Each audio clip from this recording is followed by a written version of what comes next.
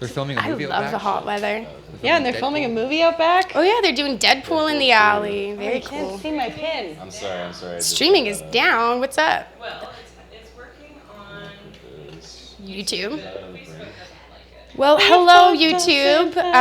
We're working on getting Facebook set up so that our viewers can see that It's on the bud as cam. well. And I forgot to grab my banger. So just hang in there with us for a moment. Sorry we're running late. As you can tell, we're having a few technical difficulties, but we're working them all out. So just smoke a joint, relax. What's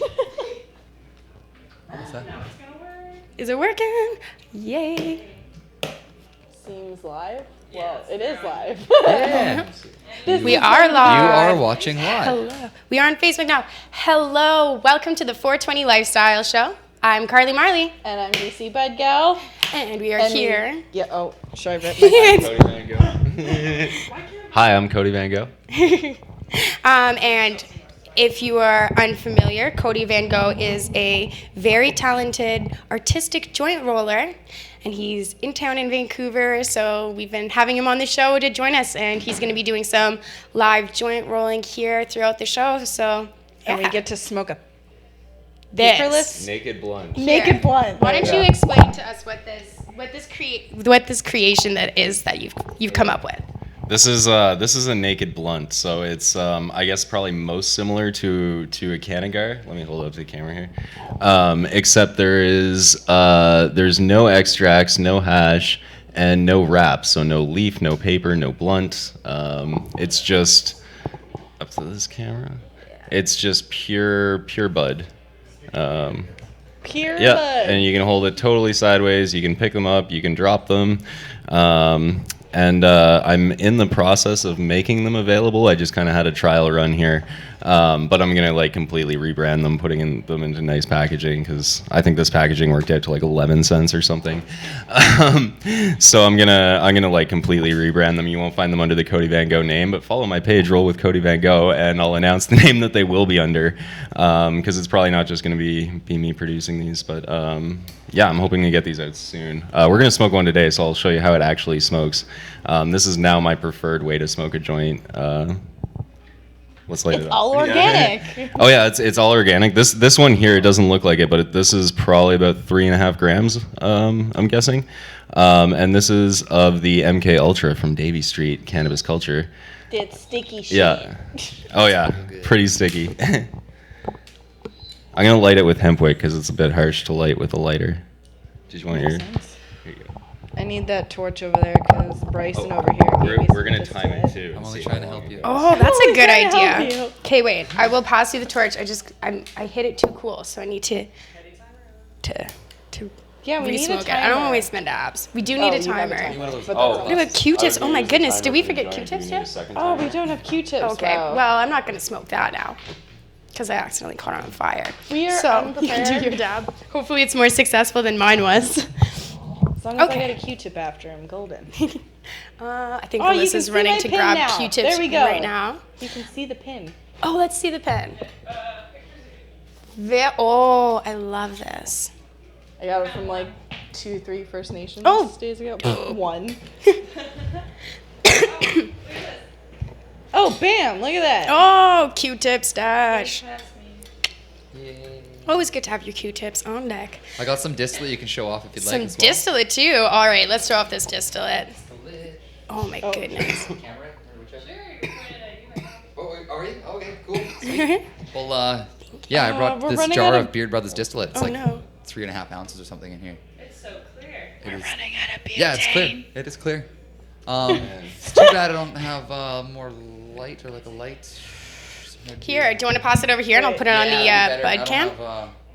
We'll fill up the view team when we put the video on. So we'll do That in might a work. sec. There you go. Possibly. Maybe possibly. You could put it Oh. Oh, you, Here, I can throw it on the bud cam. oh. We don't know what's happening. Here, I can throw it on the bud cam. Is right here.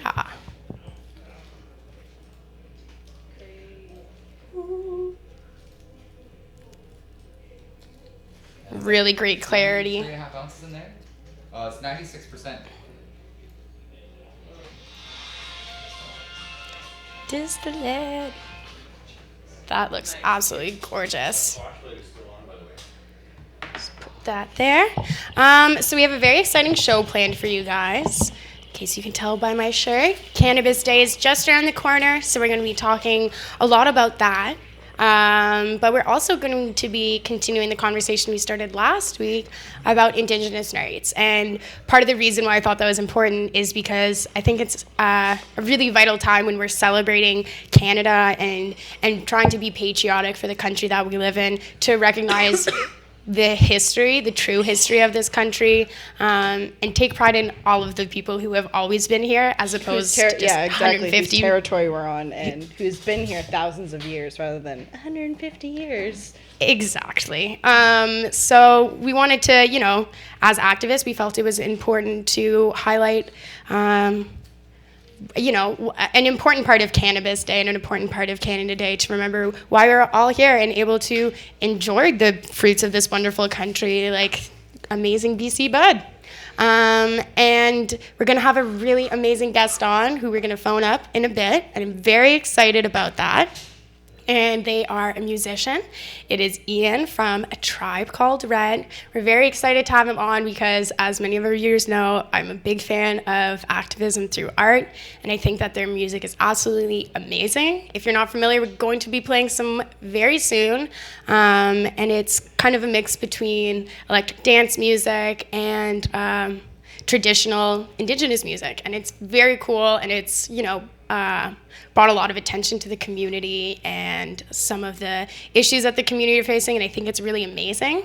And to start it off, I wanted to share this video with you guys about Stevie Wonder, actually, because I think it's a great example of what a difference music can make, and how art and activism can make such a difference when paired together, because people listen to your message more when you make it a little bit more palatable through music. So I wanted to share this story with you guys, so stay tuned.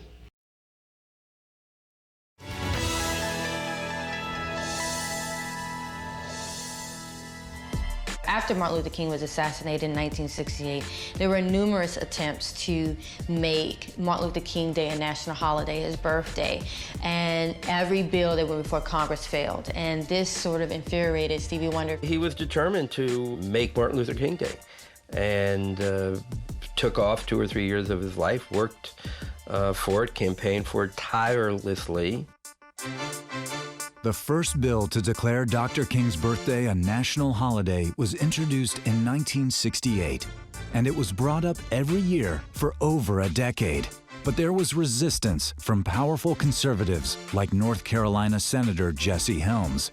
By 1980, Stevie was ready to take on the fight that was already a decade in the making, and he had his work cut out for him. Stevie didn't send a check, Stevie came. He took the risk. He'd come to the marches, he'd come to the rallies. That was the difference with Stevie. So Stevie was an activist in his own right. On Martin Luther King's birthday in 1982, Stevie Wonder organized a rally for peace where he had Gladys Knight, Diana Ross, Reverend Jesse Jackson. He organized them all to do a march on Washington, if you will, and 50,000 protesters came out in support of making Martin Luther King Day a national holiday. Stevie Wonder performed, he gave the final speech, he went before Congress, he got petitions signed. I mean, he really went to the wall. We still want that holiday. Dr. King did not speak for all black people or all Hispanics. He spoke the truth, which represented every living American member of the melting pot. Stevie's resolution paid off. In 1983, President Ronald Reagan signed a federal bill making January 20th, the birthday of Dr. Martin Luther King Jr., a federal holiday. Stevie almost single-handedly got Congress to approve Martin Luther King's birthday as a national holiday.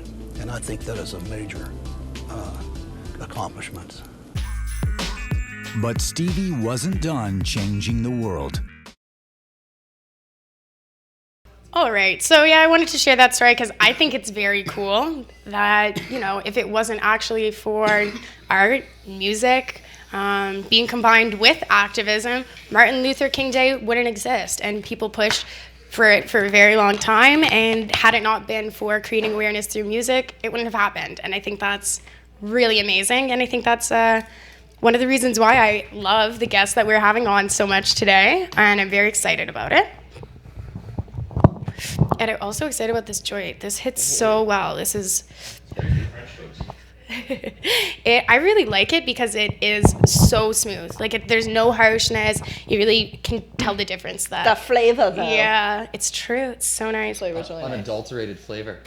Exactly. From Davie. From Davie, 1674 Davie Street. Yay! And in case I'm not sure if I mentioned that you were in the studio today or not. We've got Bryson in here as well to talk to us about multiple things. He knows a lot about all the things we're talking about today. Yeah, so. I work full time in the community. Yes, and we love having Bryson on. He's also known as the Artifact, which some of you may know because he is... and Hash Force 1. And Hash Force 1. That is true. And we got Tippy in the back, too. Oh, Tippy, the panda kitty. We love our lounge cats. So I wanted to play... Well, here, before we play some videos, I wanted to bring up an image, the picture I sent you, Alyssa, to kind of give people an idea of why it's so important for Indigenous people to be... Yes, for Indigenous people to be able to celebrate their traditional music and continue it, because our government really actually tried to stifle their culture in so many ways. And we won't leave it up too long, so you don't have to read the whole thing, but essentially it is a government document that explains that the Indians are not to be dancing, they're not to be partaking in things that are too leisurely, too fun, will make them too relaxed, will distract them from their work. So essentially, you're just not allowed to They're removing be them happy. from their culture. They're no drumming, no dancing. No drumming, no dancing, and that's...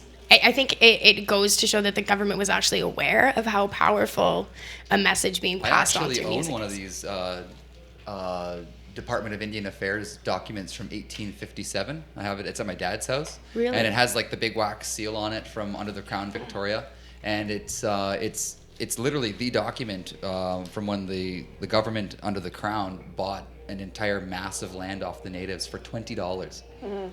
So, and I still have that. Yeah, there's some paperwork from like the Michelle band that no longer exists that my family was from, and they even sent you that video of the one last guy who's left and still on the land. I will bring that down when I'm going to the shoe swap here tomorrow. So when I come back, I'll bring that document. It's from 1857. It's the actual document. Have it framed. That would be incredible. I would love to share that. And we have a video here that gets a little bit more into details. This is stuff that happened across the border, so stuff that happened in the US, but very similar to what was happening in Canada here by trying to stifle and silence a culture. And I think it's a really beautiful example of peaceful protesting. And it's now the earliest example of peaceful protesting that I can think of. Well, yeah, and it's basically like they're standing up for their rights. Like, why wouldn't you do that? Those are your rights. Those are, so. Yeah, it's just like cannabis. If we don't stand up for our rights with cannabis, then the government will just take it over and do whatever they want with it. Yes, exactly, like our water. And you can't grow pot without water. You can't grow anything without water. You can't live without water. So watch this video and, try to stay with us. You might want to smoke a joint through it. It is a bit of a difficult video to watch. There's a warning before the video starts, but there is some upsetting imagery in the video. So just, be prepared, but it's very informative. And I think it's important to discuss and know what happened and what is happening. So stay tuned.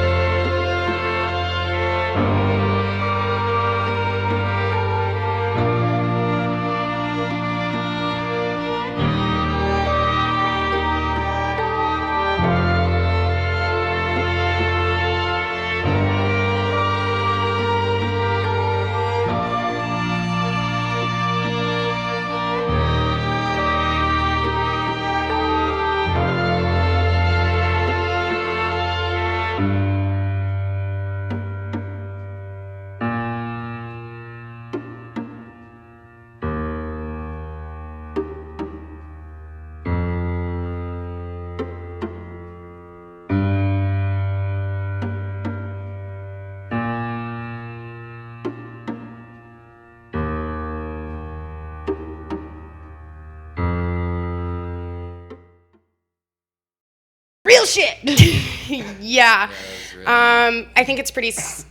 Yeah. I think that highlights why it's important to continue peaceful protesting, and I think it also highlights why it's important to continue using music to pass along a message. And I think that's a really powerful video. Very hard to watch and disturbing, and I find it really disheartening to know that our government has committed such atrocities. But luckily, we are having more of a platform to talk about it, and more people are talking about it and becoming aware, which is good. So, another great example, this was about our guest. I had another video. It was actually the one you shared on your Facebook with the... I share a lot on my Facebook. You do share a lot. It features the dancer from A Tribe Called Red. Angela. Yes. Yeah, very talented dancer, really well-spoken young woman, and I wanted to share her story, and I think it's a great follow-up to the last video we watched. So stay tuned, and you might be tempted to dance, and that's okay. So, yeah. Oh, can you pass me the torch? I need a dab. You guys should do dab, too. Yeah. Dabs. We'll get you a dab, too. We'll all do dabs. You do dabs, too.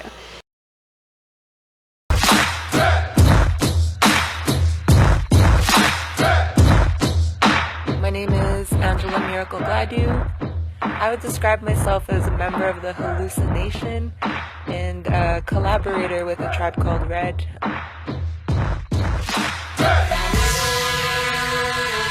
All my Indigenous sisters out there, make some noise right now. All the men out there, make some noise for those Indigenous sisters right now. This one's for you, the Indigenous sisters.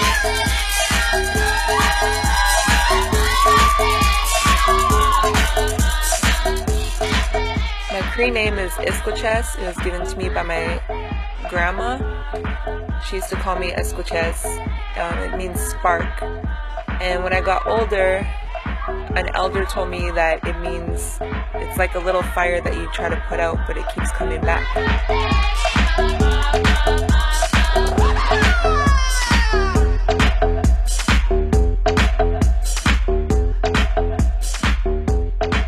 Performing with 3 male DJs is actually pretty awesome because I'm actually a huge fan of these guys. And so it makes me want to represent in the best way, especially dancing for people that are at their level in what they do. It makes me want to represent 1,000% in what I do, especially for Indigenous women and Indigenous children. And so I do feel very empowered dancing with the guys.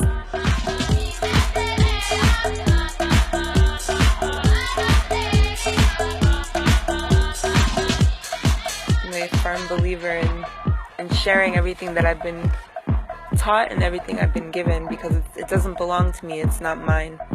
It was here before I was, and it's going to be here after I'm gone. So it's important for me to be a part of giving that and sharing it with other people. All right, Toronto. You guys having a good time? You ready to shake Georgie's house a bit?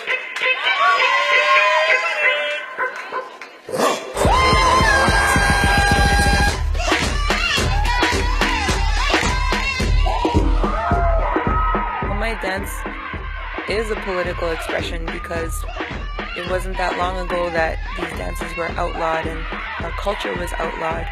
Being Indigenous was illegal, and so for me it's really, really important to represent these dances outward and in the world, on stages and in spaces where we once weren't welcome, but now having a platform where people like A Tribe Called Red are really expressing our culture in a really good way. I feel honored to be a part of that. In that way, it is the political expression because we are still here. It's a huge honor to be able to share that with the people.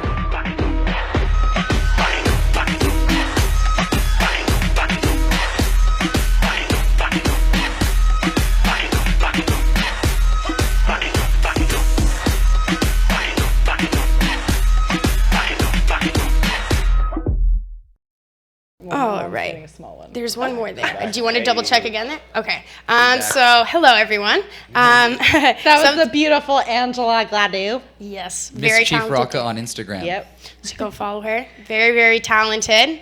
I love She's watching. pregnant too. She's about to have a kid, so, and she's still dancing, so that kid's gonna come out dancing. So. That's awesome. That's really incredible. That she's expecting. Yeah. That's great. And I love her message so much. So Alyssa's just getting another video lined up first now. A&W guy. It's playing commercials. And we're gonna call Ian from a tribe called Red in a minute, but we just wanted to play this music video for you guys first because they just recently won the Much Music Video Award for, I believe it's best video. Yeah. Yeah, and Sorry, director as well. Most recently, so that's really awesome. I'm so happy for them. It's, to me, I think really amazing that, you know, such a huge part of Canada's population and the part of Canada's population that's always been in Canada is being more represented in pop culture. Well, it should be recognized more too. So absolutely, yeah, exactly. What Bryson said. Yeah. Well, they actually do prefer to be called the First Peoples. Mm-hmm. First Nations are First Peoples. Mm-hmm. Aboriginals too. Okay, so watch this.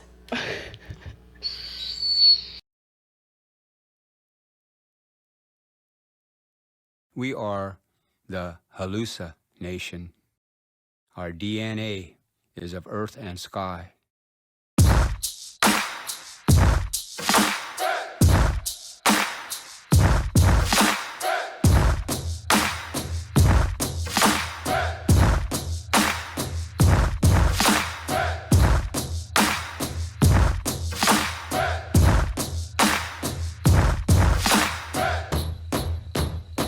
Bismillah. Hey, showing living by the G code. What the is fleek though? Don't ask them, what do he know? What I forgot is better than whatever they remember. Never mind, I'm off it, it's quiet form. Time to put the temper tantrums to the quiet corner. Hush.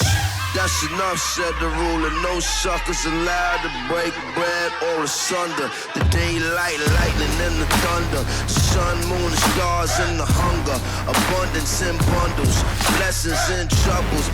Towers and tunnels, views and valleys, waves and peaks. Streets you from, son, planet Earth.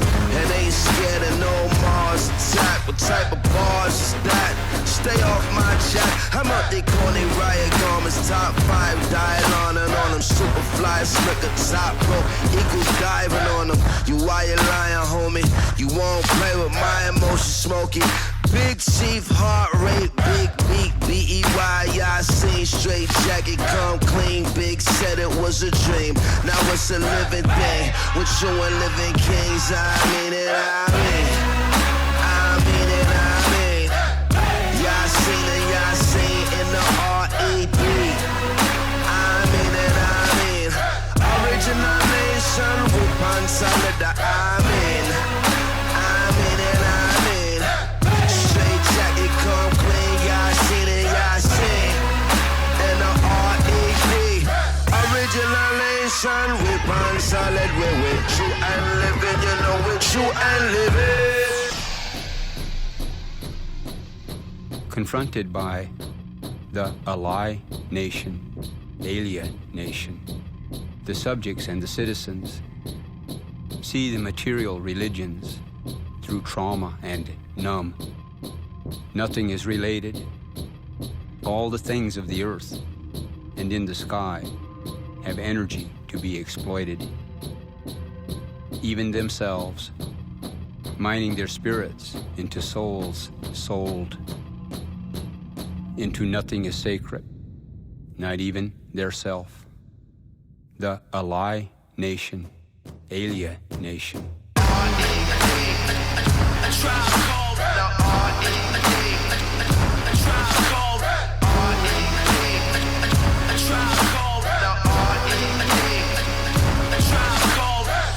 Illuminati, emergency on planet Earth. The currency is murder, you a man of worth. They say the day is coming, drumming that you can't reverse. Watch the banner burn before the cannon bursts. Don't chase an illusion, the nation hallucina. Hallelujah, taste of the future, the people, the shower, the pistol, the coward that's racing to shoot ya. Lonely martyrs, magic carpets, dirty blankets, Coca-Cola, soul controller, holy waters. Middle East mode, sand glorious, cheat code in Babylonian, the Orient. My superhero got the people power. Yasin and Yasin, you should heed the hour. With you and living kings, I mean it, I mean. I mean it, I mean. Yasin and Yasin in the R.E.B. I mean it, I mean. Original nation with one solid, I mean. I mean it, I mean. Straight jacket, come clean, Yasin and Yasin in the R.E.B. Original nation with one solid, with true and live it.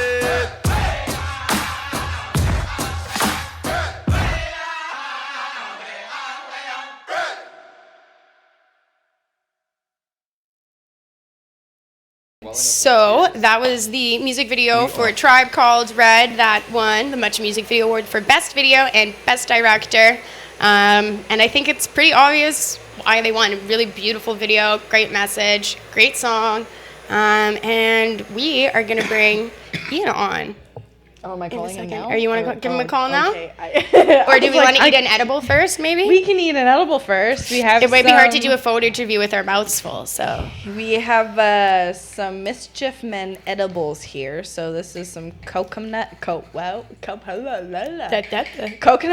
chocolate dipped caramel, and then regular caramel. So they're about 20 milligrams each. Sorry, and yeah. So, which one would you guys like? I'm taking a chocolate one. I will take a classic caramel, please. Well, you're freaking lame. You can choose whatever you want.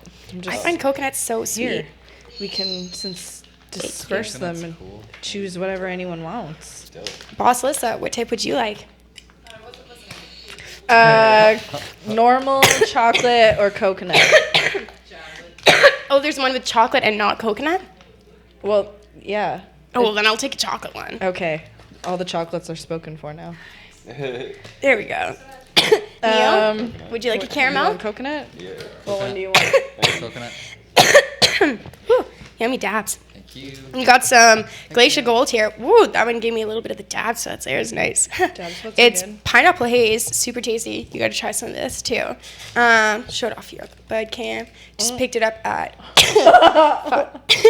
512 Beauty Street,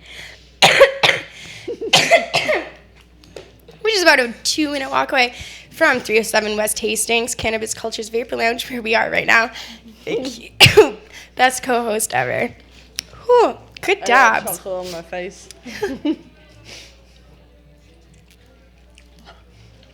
She can't read the chat, okay? I'm not sure if people. I can see the Facebook chat sometimes when I have my iPad open, but we do have the YouTube chat in front of us here. Bcbudgal, done telling Carly. But I don't have my glasses on, so Carly Marley can't read the YouTube chat. I don't know what y'all are talking about. One day I'll have my glasses on the show and then I'll be able to see what they're saying. We all yell at her at once.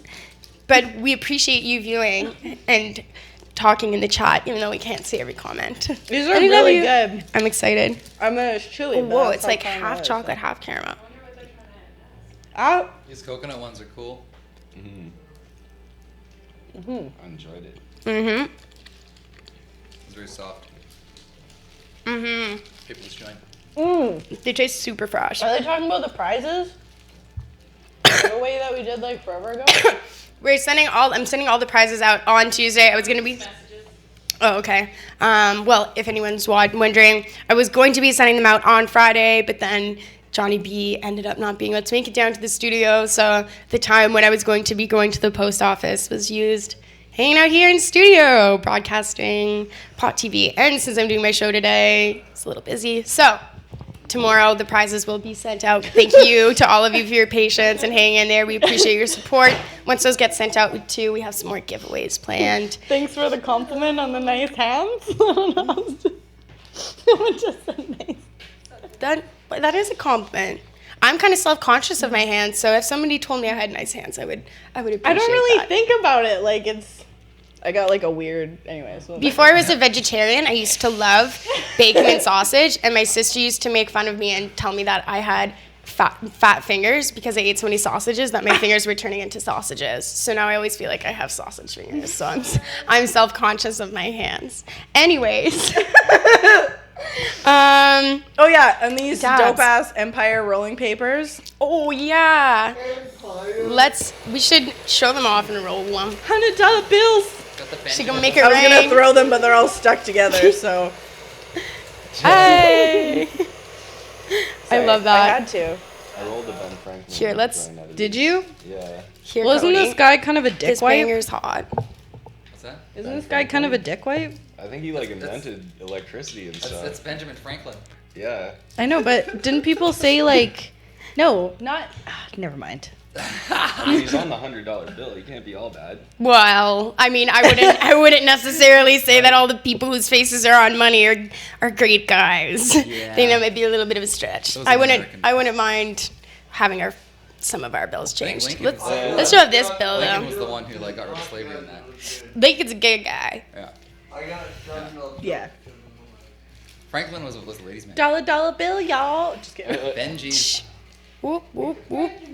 Got them. Here, and we're gonna show off some Tangy too, because we'll bust that up and twist it up into this. And then $100 whatever those bill. flowers are that Bryson brought also. Oh whoa, those are. Oh, we should tell Empire that we need Canadian hundreds.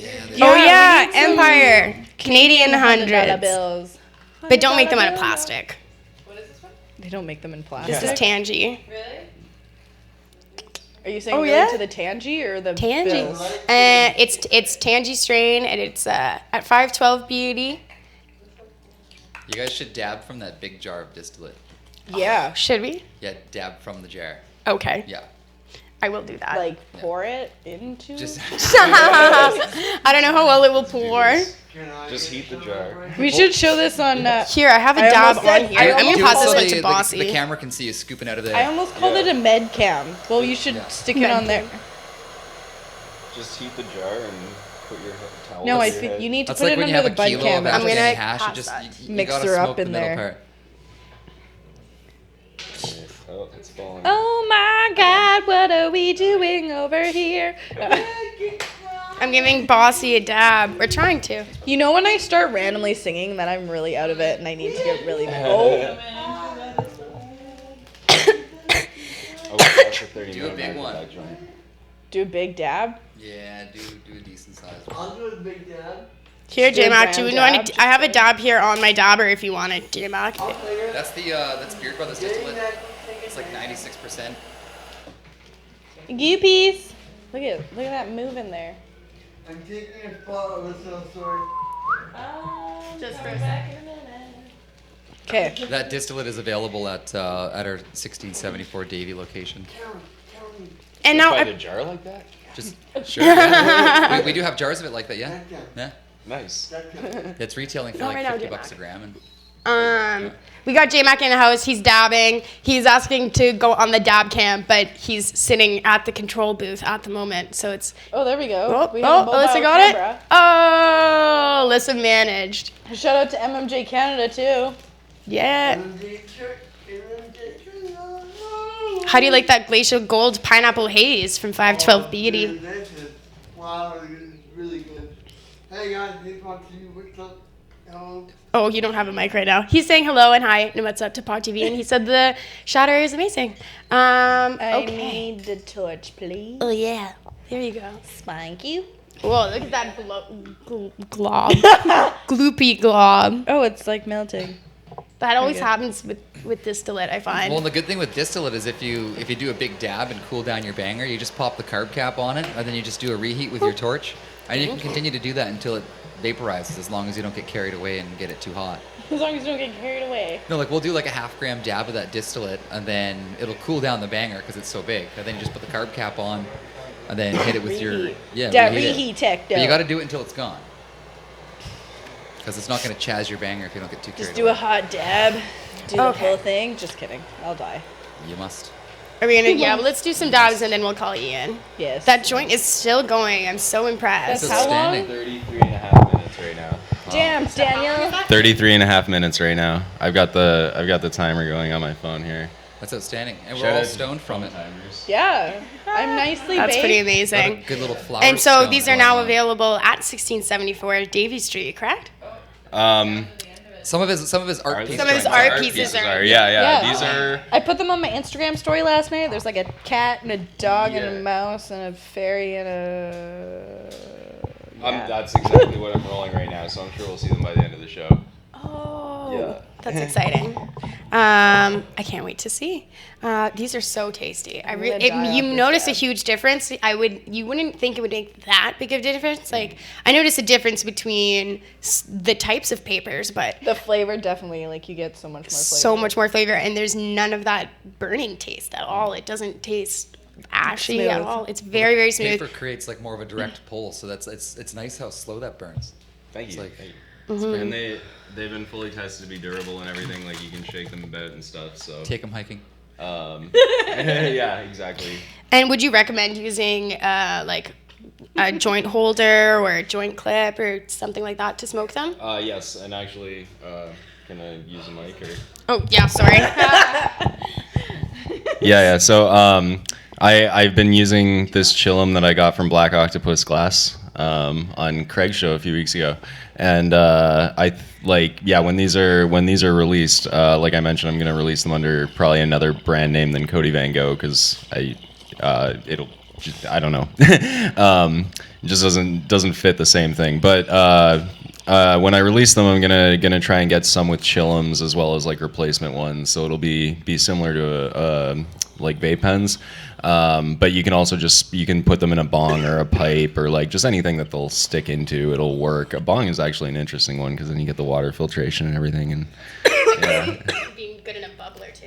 Yeah, exactly. Celeste just dropped her really fat distillate dab, and it's heroic. Yeah, girl. You should have done a belt shot. You need to read that a little bit in here. Rolling up this. There's still a pretty deep pool of distillate in her banger, so we're gonna heat it up. I won't lie. It tastes like old people. Does it? Old people. You know the I'm just smell? now. So my question Like, all to this- that all is, distillate tastes how like do you old know what old people taste Okay, like? no. What have you been doing? Why are you eating old people, Celeste? No, you know when like you go to an old folks home or like the smell of just like an old person like in their 70s or 80s. Old like, person plus? terps? Yeah, like it's just like the smell of their clothes or It- maybe it- their skin like degrading. It I tastes don't know like what it is. cannabinoids but without the presence of terpenes. I don't know. It tastes like it Do you just. get that usual? Earthy? Often, do you often get that from distillate, or? No, like this just tastes like I know the difference between like an earthy taste and like those, but this just tastes like I don't know. Reheat that. Old humans? Tastes like Old humans. Yeah, like old or like Old humans. I'm curious to try it now. I gotta try that old people stuff. Give me a taste of that old person distillate. See, that was a little more piney. Yeah. Maybe you hit it at a Yeah, weird this temperature. distillate does still have a bit of like an oily taste, like Hash oily, outdoorsy oil. oil. Okay. Yeah. We get different grades of oil too. Like or distillate. Sorry, we get like distillate that's as clear as water. We got distillate that's like a little bit red, and distillate that's like honey. Nice. What makes it red? Oxidization. Oh, sorry. I thought that was. So, what's your favorite type My of brain is distillate that you outgoing. have at 1674 Dave? Oh, I've been digging the Beard Brothers distillate because everybody who was selling distillate was like Tastes wholesaling like it for old about 50 bucks people. a gram. Then Beard Brothers came in one day and they had it for 25, which like makes it so we can offer it for like way cheaper to people. Like we can offer it for like 45 bucks retail kind of thing, and 50 bucks retail, 45 bucks retail, and that in turn drove down the price of distillate in the city. Like everybody else is now like coming around with the same prices. So That's awesome. Beard Brothers drove down the price of distillate here in Vancouver. So that's the one that I go with because it's Here you go. affordable, and I don't know. I've been dabbing it for like 6-7 months. Oh. It's really good. You can try it. Okay. The old people-ness. I don't think it's hot right now. Oh, yeah.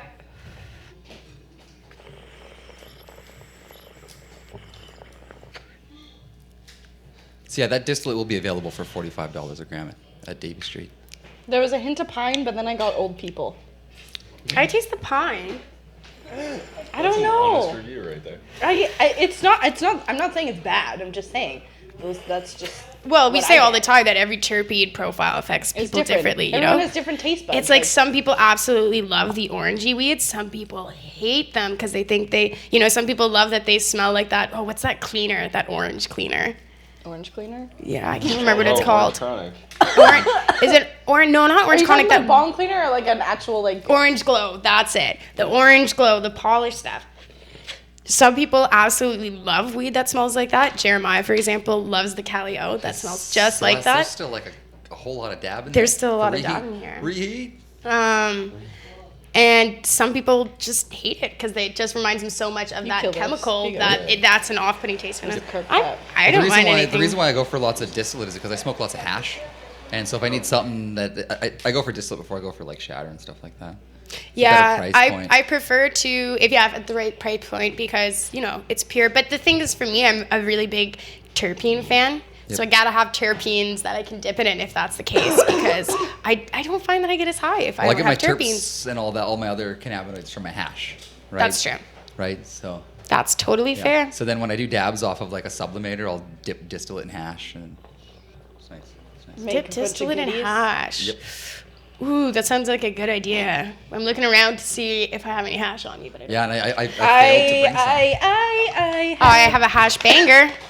Bubble I have hash some works hash best. from D420K when he. See, that would be I amazing. love that Just only a stuff. little bit left though, so. Shout out to Darren. Okay. D420K would be ideal dabbing hash. Okay, sounds good. We're gonna have Neil Magnuson on in a bit. Thank you for the filter, Alyssa. But we're gonna call Ian now, I guess. Yeah. We'll keep dabbing as we. Okay, how do I don't know how to work a phone all of a sudden. Is this gonna work? Do I just stick it? So we'll put it on put speakerphone. Oh, she got it.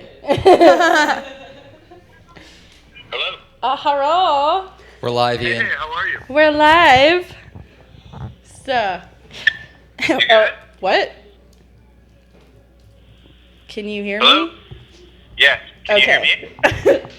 I don't know. I've never done this with the phone before. Yeah, we can hear you. Yes, everybody can hear you. Okay, good. So welcome to the 420 Lifestyle Show. We're really happy to have you on. We've been talking a little bit today about how cool it is that you guys are using art as a form of activism. And I just wanted to ask you sorry, I don't know if you can hear me because I was talking. Did you hear any of that? No, I can hear you. Okay. So I just was curious if you could kind of explain to our viewers what inspired you to start using art as a form of activism.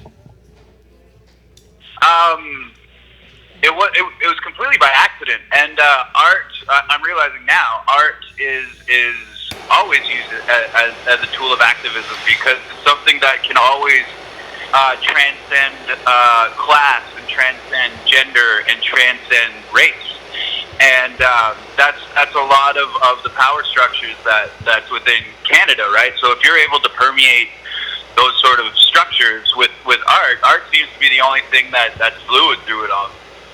So yeah, it's a very effective tool, for sure. So I wanted to ask you, what sort of issues are you kind of hoping that you can create some awareness towards with your music? Wow. Awareness. If anything, I want to empower Indigenous people and empower Indigenous youth, and show them that there is space for us Indigenous people on a mainstream sort of platform, and that we are worthy of mainstream awards, and we are worthy of working with other mainstream artists and getting recognized as such. And it's really exciting to be able to be a part of that. And as you go back to your first question, all we really wanted to do was throw a party. And that ended up being extremely political in itself. And yeah, so here we are. You know what I mean? Like, just throwing a party is an act of activism. So can you tell us a little bit about that party and explain that story to us? It's called the Electric Powwow, and it still goes on. It's a monthly at a club called Babylon here in Ottawa, and yeah, we hold it every month that we can. Like, sometimes our tour schedule kind of puts it off, but it's the second Friday of every month. No, second Saturday of every month. Sorry, and sorry, I'm fucking wrecked right now. I got some what is this? Catatonic. Catatonic. Catatonic. Is that? Yeah, it's a heavy sativa with that CBD. Like, oh. Are you dabbing or smoking flower? I'm smoking a joint right now. Smoking Just flowers. We're about to do the same. Okay. Nice, brilliant. Yep, challenge accepted. So we threw this party, and we found out really quickly that we were creating a space for Indigenous people in a colonial structure, and that became like a really powerful, empowering act. And it created a lot of discussion, and it brought us to where we are here, like discussing activism right now. I don't know if you can hear this, but I'm like sitting in a thunderstorm. It's fucking gorgeous right now. I can't hear the thunderstorm, but that's really cool. That's majestic. What area are you in right now? I was gonna say majestic. Just outside of Ottawa. Oh, you're just outside of Ottawa. That's very cool. Everyone I'm from in this Ottawa room is myself, from Ottawa. so I'm gonna make sure that Ontario, the next time I'm in Ottawa, I'm gonna be sure to check out one of your shows. All of you. Cody's in Ottawa too, huh? Yeah, I'm from Ottawa. Cody is from Ontario as well. Bro. Yeah. That's awesome. Yeah, man. That joint is so good, actually. That weed is nice. I totally forgot the question that I was about to ask there. Oh, so we were playing some videos earlier, and I'm sorry if it's a sensitive question in any way, but we were playing some videos earlier explaining about what the Canadian and U.S. government did in trying to silence a culture by not allowing them to practice their music and practice their dancing and pass along their traditions. So after the government's done this, and now you guys are winning awards, MNDAs, despite the government trying their best to silence you. Like, I can only imagine what that feels like. Can you kind of describe to us what it feels like being able to carry on a tradition that was tried to be stopped? Oh man, it's great. Like, and it's not just me. Like, it's not just us. Like, A Tribe Called Red is just a part of this big consciousness that seems to be moving a certain way, and we're definitely a product of the first generation of our families to not be forced into residential schools. There's a reason that we're flourishing as not just like in the music industry, but also as like lawyers, as doctors, as teachers, as pot TV hosts. You know what I mean? Like, it's dope that we're able to do whatever we want now, and we're definitely taking up space. But what we really got to realize is that the space we're taking up is still within like a colonial culture, right? So we have to like really recognize like what does like decolonizing actually look like, and what does that mean in in that sense. Yo, this fucking catatonic is lit. Right on.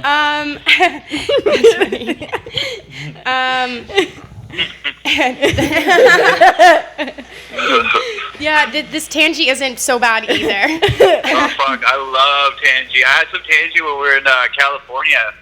My homie linked up some purple Tangy. Purple Tangy. Oh my god, like Dang. yeah, it'd be down to like the filter, like right at the cardboard, and it still tastes like a fucking creamsicle. Like, it was so good. Oh, I almost That asked sounds in the amazing. distillate. That would have sucked. So do you use cannabis to help you find inspiration for your music and performances?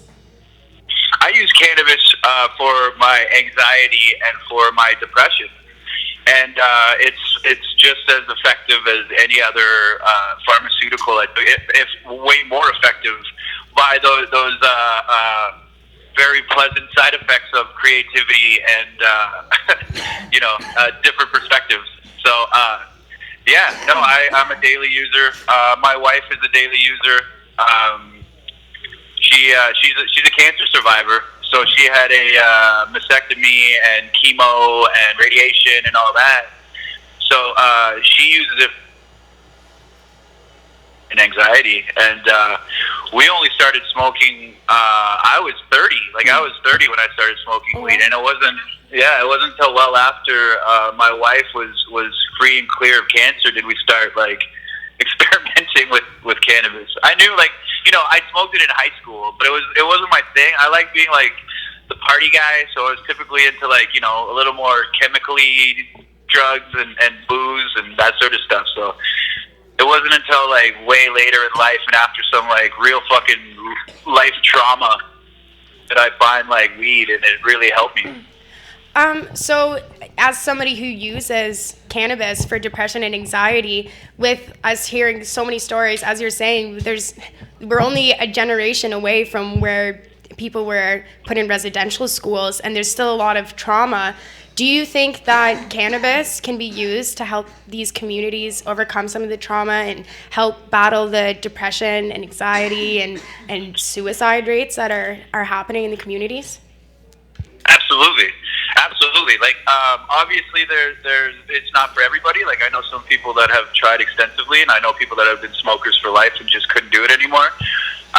It's obviously like very individualistic, but I think that treating depression and anxiety, cannabis should be a first step in trying that. And if cannabis doesn't seem to work out, then move on to something else. You know what I mean? Like, why use stuff that we know is very destructive? Like, I know we all know why. Like, it's all because of capitalism, but those damn colonials. So,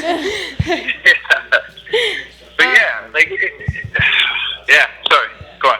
No, yeah, and I was just going to bring up, you know, we were talking on our last show about hemp as a solution for some other issues too, and it would be interesting to hear your thoughts on, you know, helping with, say, example, that the housing crisis that some reservation communities are experiencing with hempcrete, and, you know, of course, I'll let you answer that one first before I ask another one. Oh my God, I'm thinking of hemp and cannabis specifically as a currency. Like, we need to get off of money, because money is essentially this made up game that everybody's kind of playing, right? Like, we all kind of just agree on these rules that it's all kind of worth this much, and like different people decide it, and we all just kind of agree. And it doesn't really do anything. It doesn't have any real intrinsic value. It's not even made of paper anymore. Right, so you can't even light a fire with it anymore. Like, you can't do anything with it. On the other hand, cannabis can be food. It can be, like you said, hempcrete. You can grow a house on like an acre of land in 6 months. You can grow clothing. You can grow all kinds of, like, it's such a widely used commodity. CBD comes from hemp that, like, to be predominantly. able to, and let's not forget, obviously, medicine. But we can, like, use it as something to trade with, or use it as something like, you know, we can all grow our own cannabis and trade for other commodities for it, and that just kind of be like the back end of everything, because it's so universal. I feel like that kind of happens in the community a little bit already. Yeah. It definitely does, because we realize the value of it. You know what I mean? Like, I know that, like, I do things for weed. Like, I'll get sponsorships for weed and stuff, and like it's money that I would spend on weed anyways. You know what I mean? Like, it is like money to me. You know? Yeah, absolutely. Like, it has that value. Absolutely. And another, of course, big issue is the pipelines, the awful, horrible pipelines. And I just wanted to know what you think about, you know, do you think that using hemp fuel instead of continuing to drill for oil would be a way more logical solution than illegally going onto people's lands and putting something that's destructive and poisonous on it? Yeah, exactly. It has to do with, yes, obviously, you know what I mean? And also, like, rotating hemp and corn, and rotating, like, different things that, like, fix the ground, and do, like, it's really easy to figure out. Like, this was all kind of set up for, like, few people. I just read somewhere that, like, 5 people have the same wealth as half of the population. Like, why though? Like, why do those people have wealth that we, like, just kind of, again, like give them this power because we all just play this game. We all just agree that they have so much power because they hoarded all this fake, non-real commodity. Mm-hmm. It's just kind of this, I don't know. It just seems like we need to figure out something else because it's definitely not working. And growing hemp for fuel is a great start to getting off of our fossil fuel dependency. Mm-hmm. But it seems to be going that way with solar anyways. You know what I mean? Like, it's I don't know. There's a lot of things I see changing in the future. Again, for the first time, like, there's corporations that are being born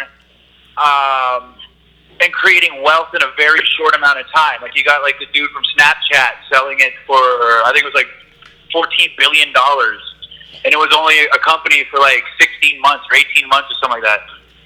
And then you have, like, Elon Musk, you know what I mean? Like, actually challenging the oil industry right now and creating wealth overnight again through creating PayPal. You know what I mean? And it's not this legacy of wealth that's passed down through lineage. It's something that's acquired through, like, people that just kind of figured out the system and hacked the system.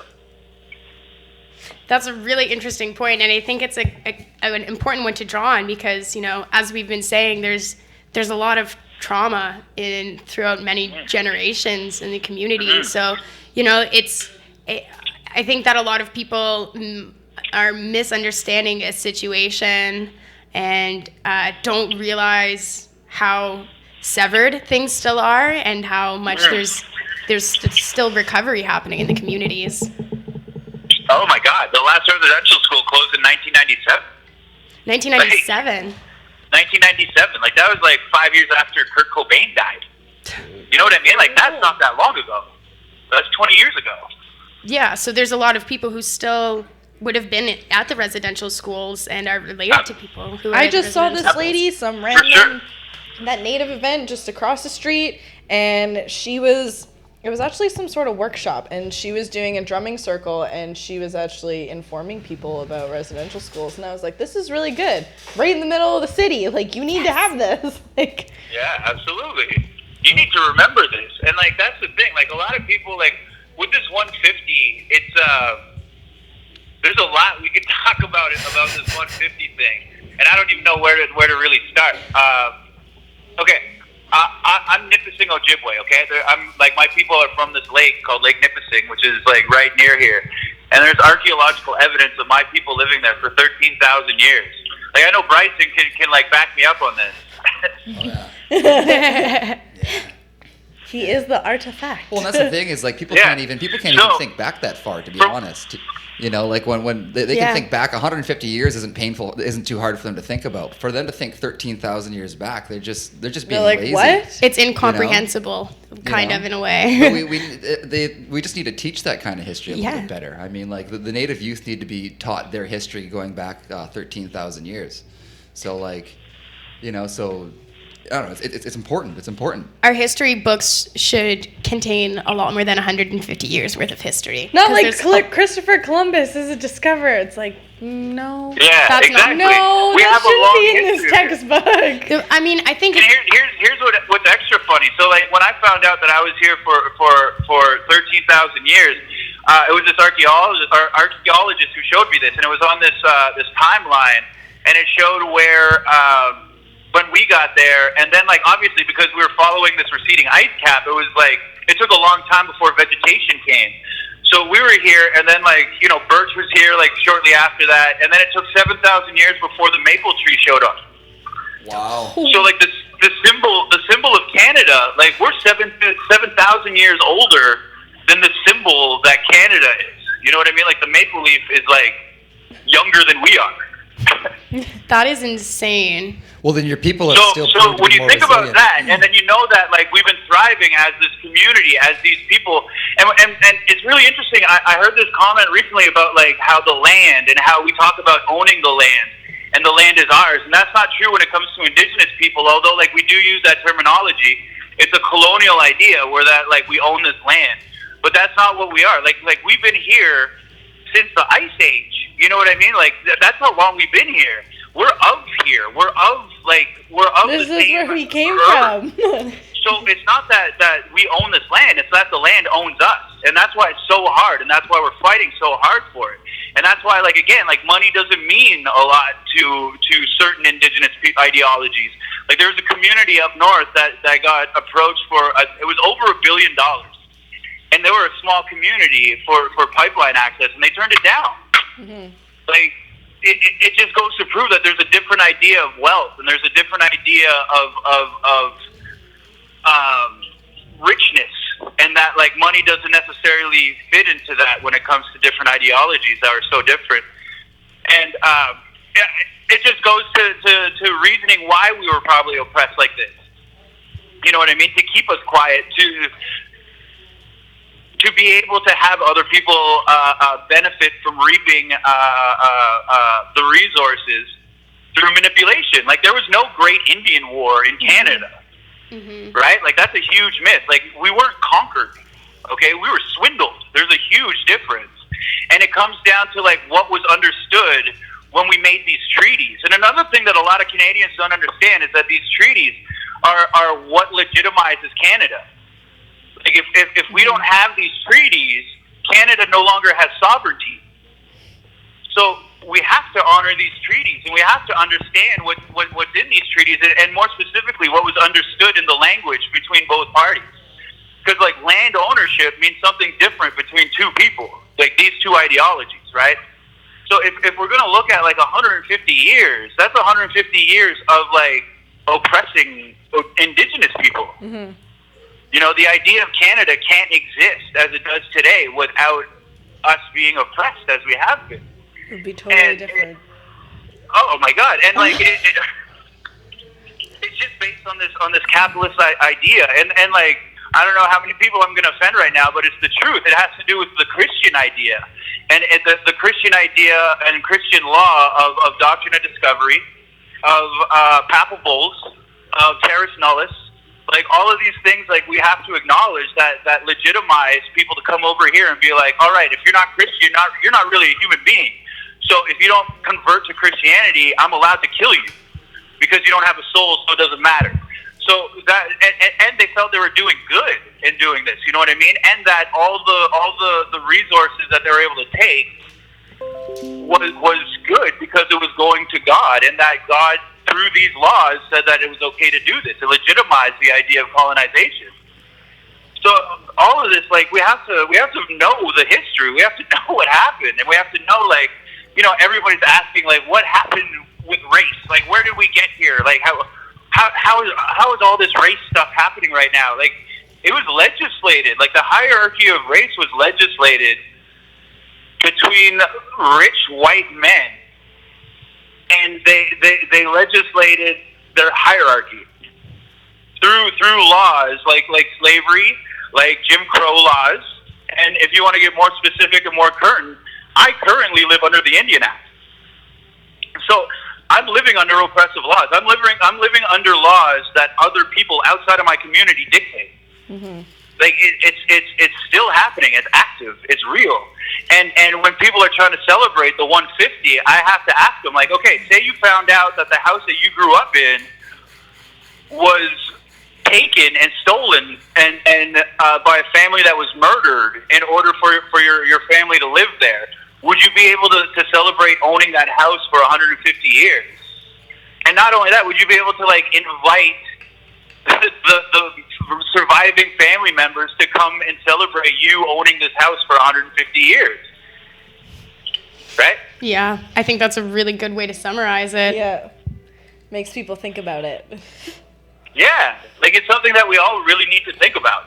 So if you could tell Trudeau a way to, recognize Canada being what it is for 150 years, do you think there's a way that could be done, without, let's say, spending $500 million doing frivolous celebrations? Do you think it would make more sense if they were to, You could give all that money to the First Nations communities that don't have clean water, that don't even have roads to them, that, don't have, hey, yo. Damn right. Grow some gardens. Grow some gardens in some communities that can't have access to decent food. Clean up some water. There's a lot, look Give them into all things these to do on missing their and murdered like Indigenous women. It's like, do something. Dude, there's kids that are killing themselves because they're Indigenous, because of conditions that you put them in.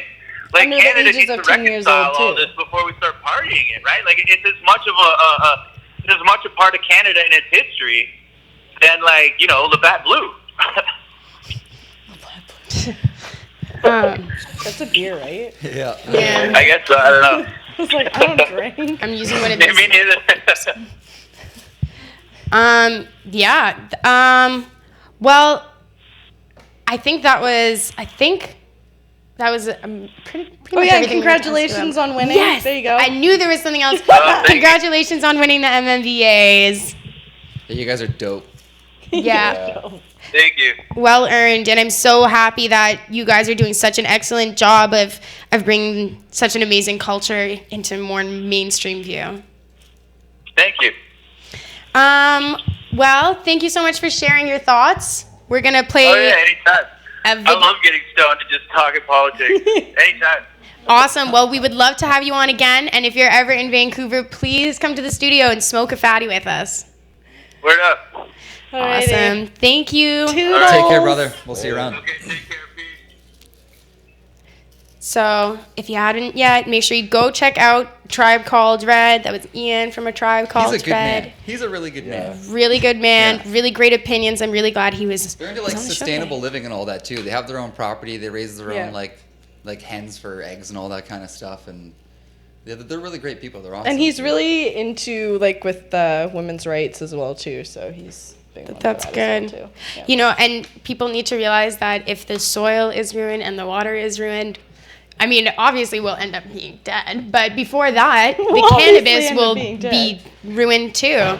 So, you know, we already have a pipeline that leaks in Vancouver and has already destroyed homes and caused serious issues and killed wildlife on our beautiful West Coast.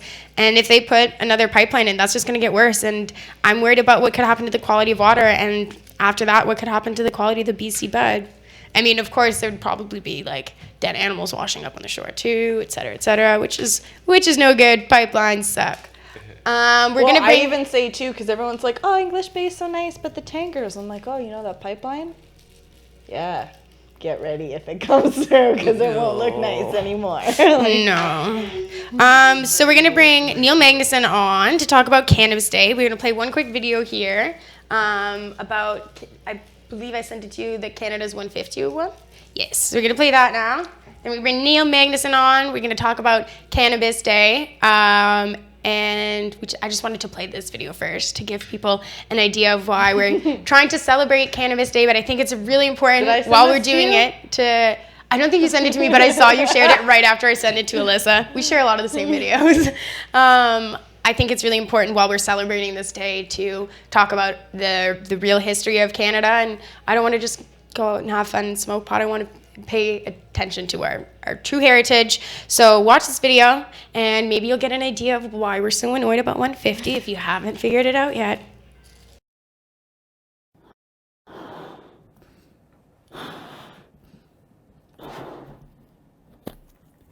It's Canada's 150th birthday, and everyone's ready to celebrate, right?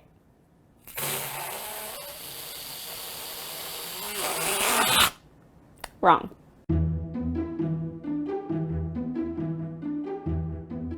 Actually, a lot of people are pretty annoyed, irked, or pissed off about the fanfare that surrounded Canada 150, which has sparked a national conversation about the country's history of colonialism. But let's back up. So what's the festivities all about anyway? 2017 marks 150 years since the Confederation Act was signed, which combined the colonies Canada, Nova Scotia, and New Brunswick into one British colony. So basically, we're celebrating 150 years of colonization, which isn't necessarily a good thing. Academics, activists, and writers, both Indigenous and non-Indigenous, have taken to social media and written countless articles for months to call out Canada 150. From their perspective, it's actually a celebration of the birth of colonialism and cultural genocide. After all, First Nations, Métis, and Inuit peoples have called this land home for well over 150 years. Canada, as we talk about it today, is a myth that acknowledges only the history of Canadians of European descent. celebrating Canada 150 is not harmless. It's celebrating and perpetuating racism and dispossession. The land in this country wasn't won in some definitive, epic war. In some places, treaties were signed, which were meant to be a mutual agreement between Indigenous nations and Europeans to share the land and the resources and to meet certain obligations to one another. But in the past and to this day, these treaties have been broken, hence the critical slogans. And if broken treaties weren't bad enough, there are countless places where land is unceded, aka nothing was given up, but settler Canadians moved in anyway and got comfy for the last couple centuries. Essentially, in order for Canada to have become the Canada it is today, Indigenous peoples have been treated as more of an obstacle to be overcome, and less of people who actually have lived here. In 1920, Duncan Campbell Scott, then the head of Department of Indian Affairs, said, quote, "I want to get rid of the Indian problem. Our object is to continue until there is not a single Indian in Canada that has not been absorbed into the body politic, and it is no Indian question, no Indian department." He was pretty much talking about a cultural genocide, and the tactic Scott was referring to was residential schools. Indigenous students were removed from their families and forced to attend these schools where they were forbidden to speak their languages or practice their culture in hopes of assimilating them. These schools gave way to physical, sexual, emotional abuse. Illness was widespread, and students were dying at such alarming rates early on that in 1920, schools stopped keeping track of the deaths altogether. And the last of these schools didn't close until 1996. And still, after surviving over a century of people trying to get rid of the Indian problem, Indigenous communities today are still affected by the intergenerational trauma of these experiences. To make matters worse, successive governments have still failed to really change course. Reserves lack access to essential services, women and girls are repeatedly failed by the justice system, youth and adults alike are overrepresented in prisons, Indigenous children's health and social welfare programs remain chronically underfunded, and the same goes for education, housing, and other essential infrastructure. That's part of the problem with this discussion. People like to historicize it and either A, say we're really sorry for what happened in the past, or B, why don't you just get over what happened in the past? And the problem with those attitudes is it's ongoing. So it's pretty hard to get over something if it's still happening. But all that lack of funds still hasn't stopped the government from throwing big bucks behind their own birthday party. They've allocated $500 million toward the festivities. No, more zeros. Yeah, there you go. And look, there's a lot of moments in Canada's history to be proud of, and it's not like it's a waste to spend money on culture, but be careful not to erase history in the process. What we need is a real reckoning of this country's colonial past. Indigenous peoples are having the conversation. Isn't it about time we all listen?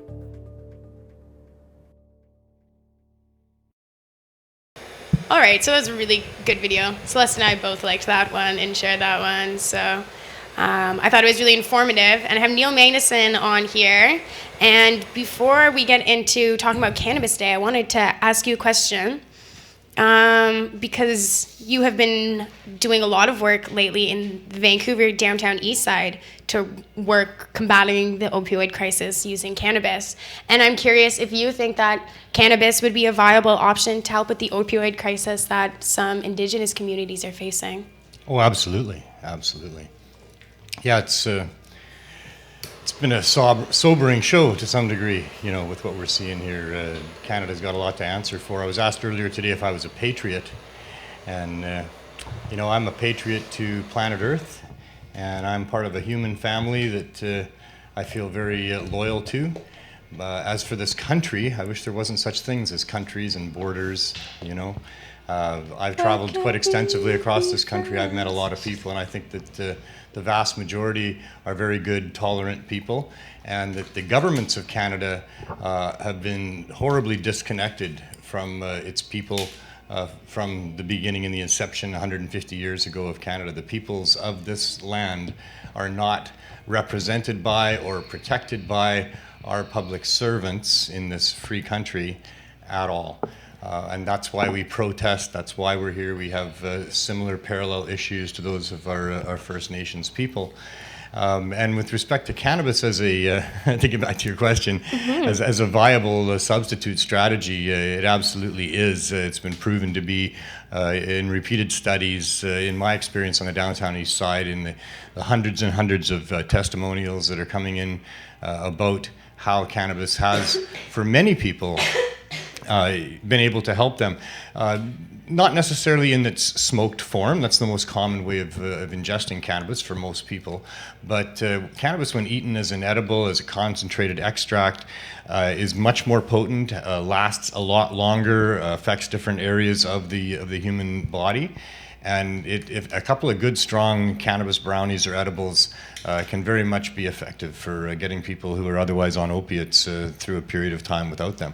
And for many people to get right off of those opioids as well. I know so many people working in Vancouver in the dispensary industry, for example, that are there trying to give back because cannabis saved their lives, is what they say, because they were on that road and on addiction to other things as well. So, yeah, it's very important. You know, the government should be doing this, right? Like, this is a free country with public servants, with resources and issues, and this is a huge issue right across Canada at this point with people dying. There's a lot of people dying from alcohol abuse that they don't talk much about either, and other things to do with drugs. But in this case, somebody's purposely murdering these people. They're purposely putting fentanyl into the drug supply. It's not the street dealers. They don't want to lose their customers. They don't know what's going on. Nobody knows what's going on, where this is coming from, why. Somebody's murdering, you know, the people that are addicted to opioids, you know, throughout Canada. So this is a crisis that's going on. My experience on the downtown east side led me to understand that cannabis certainly could be a very good, effective solution for a lot of people, and so it should be provided to them. So I tried to get government to do that at the municipal level. With no response back. I wrote them letters. I did have some private conversations with some councillors, but in no way are they going to support this project at this point. I tried at the provincial level, but we were having an election. We still don't know who won. I contacted John Horgan's office because it looks like maybe, you know, he won, and he said, well, wait until we have an attorney general in place, and we're not sure when that's going to happen. And, you know, people are dying. They can't wait, and I can't wait either, and I wasn't willing to just sit back and allow that to happen. The whole community was concerned about this, as of course we would be, and so I started just getting together donations, going down to Vandu, which is the headquarters or the offices of the group that represents people that are on these substances. The Vancouver Area Network of Drug Users has been around for a long time, maybe 15 years now since they formed during other overdose crises is what happened there and why that was formed. And so they speak for a lot of the needs. These people are horribly oppressed, discriminated against, stigmatized, and scapegoated. They don't deserve it. They come from all walks of life. They're trying desperately to deal with amazingly tough issues that there, for the grace of God, go any one of us. None of us know what anyone else is going through, and trust me, the people that are addicted to these opioids have been going through a lot of serious issues, pain issues, internal emotional pain, external physical pain, and they're just trying to get through another day. If they are not supported by financial resources, they're sometimes, many times, ending up down on the streets on the east side of Vancouver because that's where the resources are focused. And that, for the most part, they are the abused children of our society. They're the people that have suffered what we call conjunctive traumas, usually starting in childhood with family sexual abuse and going from there to all kinds of different other sorts of abuse by society. They find that opioids and good, strong cannabis, but in too many cases, opioids can help them live their lives and get through another day, another night of the pain that they're dealing with. And when they're not supported by our medical system, when they're not supported by financial resources, they end up on the streets, and they don't function well in the workplace many times. They don't function well in relationships lots of times.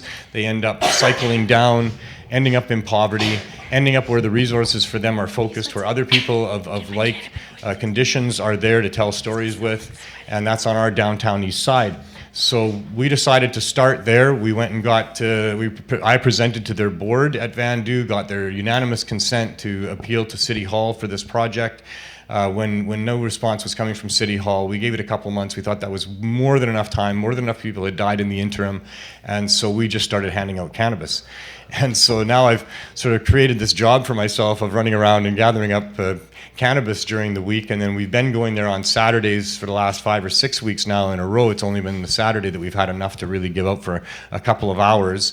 Would like to go there more than that, and that's what our goal is to be there every couple of days for a couple hours and make sure people have everything that they need. I think that that's what we need to do, is give them every opportunity to switch from what's helping them to something else that can help them, and avoiding the risk of death and the other side effects that happen from the opioids.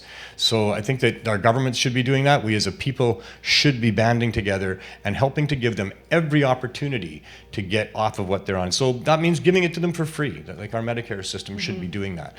We provide other people's prescriptions of toxic and harmful synthetic pharmaceutical drugs for free for people that can't afford them.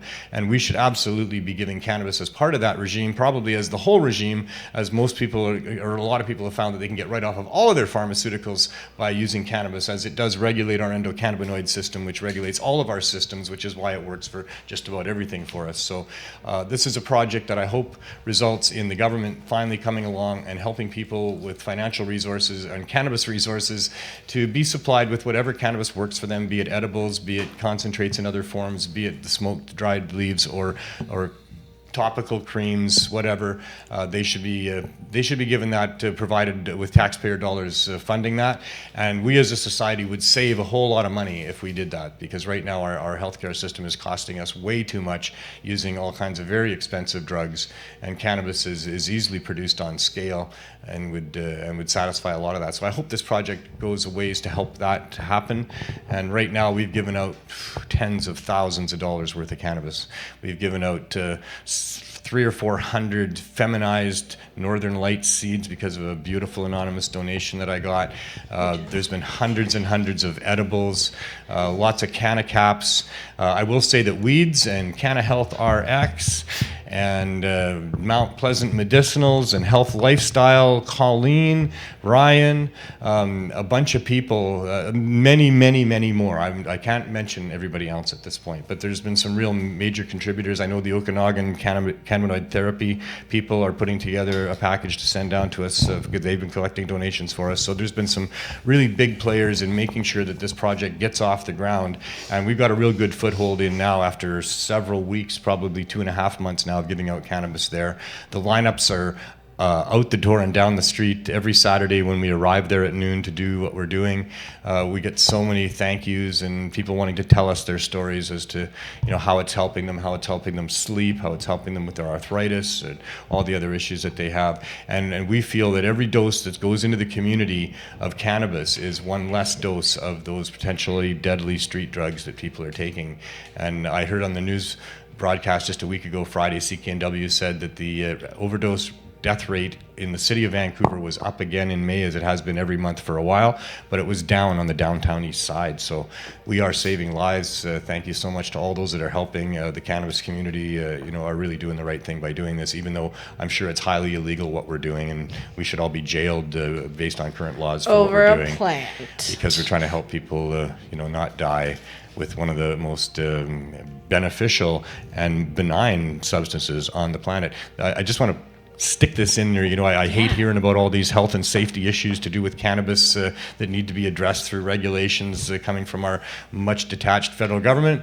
There may well be some safe and healthy health issues to do with cannabis, but they're far less than for anything else on the planet, including fruits and vegetables and pieces of wood and anything else that's out there. Cannabis is not going to hurt you. It doesn't need to be regulated as if it was dynamite or poisonous or the way that they're treating it. So much more dangerous than alcohol based on the regulations. So, yeah, very happy with this project. We need more supplies, obviously. Obviously, cannabis is expensive because of prohibition. We would like to have gardeners, growers give us their bottom bag stuff, maybe something that we can roll into joints, because these people really like joints as well. Even though I know that it's the edibles that work best for helping them get through the night, they really do like joints, and we like to provide a balance of both of those things. We give out care packs that have joints and edibles, and if they want them, seeds. So we want to continue to do that, but it's difficult to get those sort of supplies. I hope everybody doesn't think that we've got a lot of different supplies coming in and we don't need more. We're not putting together as much. We don't last 2 hours there when we set up, and we give out everything that I can gather up in the interim between times of going there. And within 2 hours, it's all been given away. Last time it was great. We had the full package of edibles and joints and seeds right till the end of the 2 hours that we were there, and then we were out. But other times, by the time it's been an hour and a half, we're down to just giving out a couple of joints and we're out of edibles and stuff. So we really do need more. We would like them to be packaged and labeled for potency and stuff, but it doesn't matter if they're not. We will test them in-house. We'll see if they're weak, medium, or strong, and we'll get them to people because we we need more supply. So we've got to give out whatever we can take in. We'll just test it ourselves. In the meantime, nobody's being harmed. I do have a couple people that said they ate too much. They're not mad at me. They said it was all right. They got through the night, felt better in the morning. But and we got sleep it off. Yeah, we warn everybody not to eat all the edibles in that package. We give them to wait an hour in between and see how they feel. We've got pamphlets now that are going out that are going to talk a little bit about eating too much. I'd like to thank GS Joe Films for providing us with a couple of banners that we could have for Cannabis Day, and we can use it at our table for giving out stuff. They're just beautiful, and they're coming here to document what we're doing for their new movie coming up. I think it's going to be called Go System. Quick plug for the Vancouver Dispensary Society for their help as well, and so many others. There's 17 dispensaries that have my donation boxes in there now, listed on. And Cannabis Substitution Project on Facebook is where you can find us, and some testimonials. And if you have one, please leave it there. Let us know your story of how cannabis has helped you offsetting the use of opioids or other things like that. So, yeah, thanks for letting me talk about that, Carly. I appreciate that. Yeah, absolutely. I think it's a very relevant topic with what we were discussing today and yesterday. Cannabis is such an amazing medicine and resource, and could, I think, absolutely be utilized in places that are in need of more resources and more medicine. Which is why we have Cannabis Day. Which is why we have Cannabis Day. Right. Yay. Somebody posted on there, what are we protesting for? It's going to be legal in a year. That's what everybody says. That's what Trudeau said to me too when I asked him about it. He's like, why do you care? Yeah. You're putting my It's friends not in legal. cages. That's why I care. It's not legal if you're going to go to jail for up to 14 years for passing a joint to somebody under 18 or 19 years old. It's not legal if you can only grow 4 3-foot-tall plants in your house. That's not freedom. That's not legal.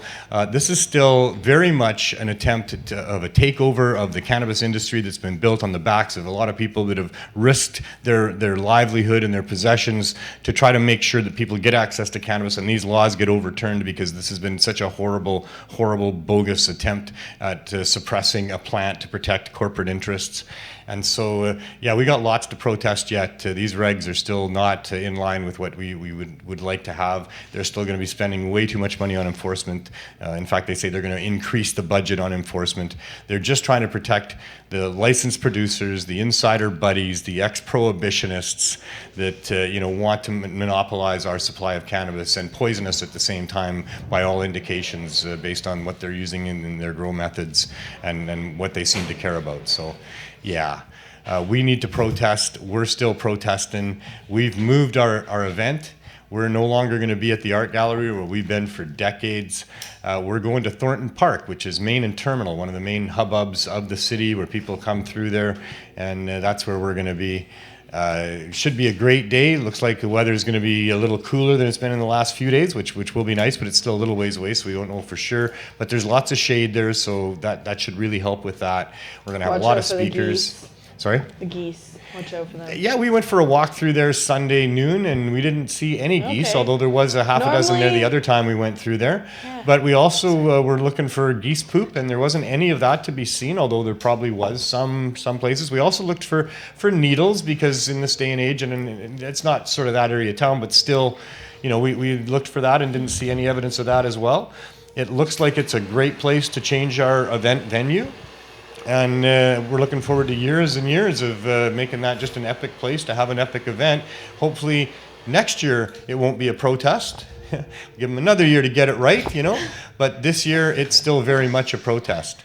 And not only that, Cannabis Day for us, the organizers for many years here, have had a bit of the stuffing knocked out of our event. We've had the city try to stop us in 2015. That was a horrible day of them not wanting us to set up and arresting myself and others and trying to stop our event from happening, because it really is a super huge, beautiful mainstream event right in the middle of the city at the Art Gallery. Mm-hmm. And it should have got headline news in 2015 because of just how mainstream and how great an event it was. But instead, the RCMP had coerced these 2 poor people into trying to bomb the legislature in Victoria, and that got all of the headlines. And so 2015, they tried to stop us completely from having it. Then they said we could have it under the Cambie Street Bridge. Then they finally said, oh, well, okay, the art gallery, but no setup of any sort, and then police and all the rest of it. 2016, we had the same thing going on with the city, but we also had that rival group of World Cannabis that had been trying to interfere with what we've been doing for a while, and they basically hijacked our day. So here we are now, it's 2017, and we're really thinking we can win back the whole day, have an epic event. The city and the parks people are all going to work with us. We're not going to have any repeat of 2015. The other group are having their event somewhere else in the city, apparently, so good for them. I appreciate any effort to end prohibition. That's awesome. And let's just get this done and come on down to our event, set up a table, set up a tent. There's no vendor fees, there's no vendor reservations, so come early. We'll have lots of volunteers there helping people figure out where are the best places to get set up, and I'm sure that'll all go smoothly as it always does at our events. And we need some volunteers. If you want to volunteer, come on down. We'll give you a t-shirt. We'll give you some marijuana, some cannabinoidum, some magical vapors, and some guidance as to how to just help people flow with the normal day. And let's do it upright. Oh, we're going to give away weed. That's for sure. We always do that at 420. We'll have a little ceremony and give away a bunch of weed. We got a bunch of sponsors as always this year, and this event does not happen without the sponsors, right? They're the ones that allow us to do this. That's why there's no vendor fees this year, because we're all doing it through sponsors. So Weeds, Glass and Gifts, and Health Lifestyles, Herbal Supplements, Mount Pleasant Medicinal, Sensible BC, Pot TV, Cannabis Culture, MJ Creams. All these people really deserve your support, because they make all this stuff happen, and all this stuff has happened for all these years. It's got us to where we are now. On the cusp, I still believe, of some form of freedom and reasonable regulations once it all works out. We haven't got this atrocious non-freedom, non-legalization bill through the Senate yet, and I think that's going to be a struggle. It won't come out the way it went in. And even if it does, then I don't think the courts are going to stand by any of this stuff that they're trying to push down us either. So it's still a while off. We're still working on it, but hey man, there's 100 dispensaries in Vancouver. There's weed for sale in Toronto. There's all kinds of cannabis cups, and there's all kinds of mainstream companies. There's thousands and thousands of people employed in this vibrant industry that may not be legal, but it's certainly here. And it's all part of the effort, or a result of the efforts of a lot of people, hundreds of people throughout the world, Canada, here. Cannabis culture, and we're going to celebrate it on July 1st, and we're still going to protest that they ain't got it right on July 1st. So come on down and make it the event that it'll be. Yeah. Awesome. Thank you for sharing that information with us. Thanks for letting me go on and on. I saw someone in the comment section suggesting that they go see you and donate $5 on Cannabis Day to the Vandu box. So I'm curious, are you going to have a donation box there available if people want to donate? We certainly will, especially thanks to GS Joe Films for the beautiful banners that they got printed up for us. We'll be there. We'll have a table. We'll have a donation box. I myself, I'm going to be there selling shirts. I got shirts. I've been going to so many rallies for so long. I got so many shirts. I don't have places for them all. Some of them might have a stain on them. Some of them are brand new. I got some in packages even, but I'm going to sell a bunch of shirts, and $5 from every shirt sale is going into that Vandu box. So yeah, we're going to definitely, hopefully have a really good day there for the Substitution Project. I think that'll be another way to give it a boost, to help it to get going. Because I would like to see this in all sorts of different other centers as well. I've heard people have contacted me and said they want to get it going in Ottawa and in Toronto and other places, and it really needs to happen. We need to band together and give up a little bit of our weed and help people get onto weed instead of on this other stuff that's killing them. That's the solution that we've got. I don't know, there's a whole bunch of solutions to how you solve this crisis. Find out who's doing it in the first place would be good. Stop people, if we can at all possible in a society, of being abused as children and being stigmatized and discriminated against by police and laws as they grow up and all those things. We can do all of that. But as a cannabis community, yes, we want the laws to change, and that would help. We're pushing for that too. But what we can do in the here and now, like right now, is we can give some of our cannabis up and help these people who need our help, who got on a path that isn't the right path. And for so many of them, this is the chance that they need to save their lives, to do that. I'm not taking that lightly. I'm not saying that lightly at all. We're saving people's lives. Cannabis saves lives, absolutely, for sure, 100%. And especially with the amount of people that are now dying with this fentanyl crisis and the overdose crisis. It always was with alcohol too. But yeah, we're saving lives. It's very, very important. That's what we can do. That's what we are doing. Help us. It'd be really good. That's awesome. Right Thank you, Neil. So Bryson, I've got you here as well. How's it going? It's going very well. How are you doing? Well, I got pretty wrecked off of that like half-gram distillate dab that Celeste got for me. Oh yeah? Oh man, I still haven't taken my big distillate dab yet. It took like, I don't know, it popped off for like 5 minutes. I gotta try that stuff. I feel like I should use your piece for this one, Celeste, if it's gonna be a big dab. And if viewers are curious why that is, it's because I have a very thin banger here, quartz banger. It's a little chazed. I've been lazy with my Q-tipping today. Don't judge me too much. It's very thin, so it only takes like 30 seconds to cool down. And if the dabs are too big, then they end up just it just cools down the banger too quickly, so I end up having to reheat it. I got so stoned off that. That's like the highest I've been in the studio, actually. That's awesome. Yeah, like Neil was talking, and I was just like spaced straight. Oh, well, now I'm getting nervous. I was considering it. It looks so beautiful, but being a lightweight, I think I'm going to have to decline that. I had my time in the sun. It's good on the paper, too. I burnt myself. Neil takes dabs. He just takes smaller dabs usually. Yeah, I do, Hey, and this is at this point in my life. I don't know what happened. I can't really explain it. It just is what it is. But for most of my pot smoking life, I was the chronic that could smoke anybody else under the table. I'd take as big a dab as anybody else. But just in the last 5 or 6 years, it's gradually got to the point where less is more, I guess. I don't need very much. I take 4 or 5 tokes off a joint. And I'm where I want to be. And if I take a big dab, man, I'm not moving off my chair for a while. So I usually don't do that. So it is, it just is what it is. Cannabis shouldn't be mandatory for everybody. Oh, yeah. Only some people.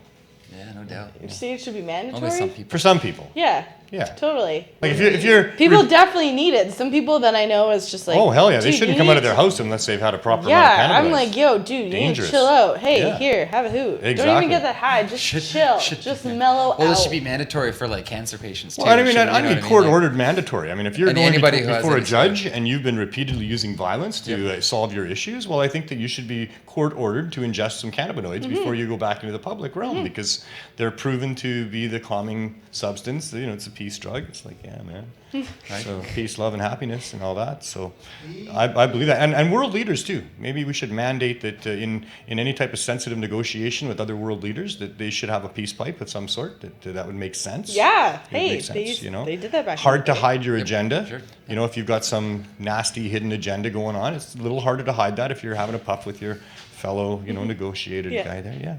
So yeah, that's how I feel about that. Only mandatory for violent people and world leaders. We have those art posters of like Hillary Clinton and Donald Trump and smoking joints and stuff like that. I'm not sure it worked. Should be mandatory. It should be mandatory. Yeah, it should be for world leaders. Yeah. So part of the reason we wanted to bring you on today, Bryson, was because you're very involved in the Indigenous community as well. I know that you and Celeste had the same Indigenous studies teacher. Well, that's my mom. That's your mom. Kind of grew up with it.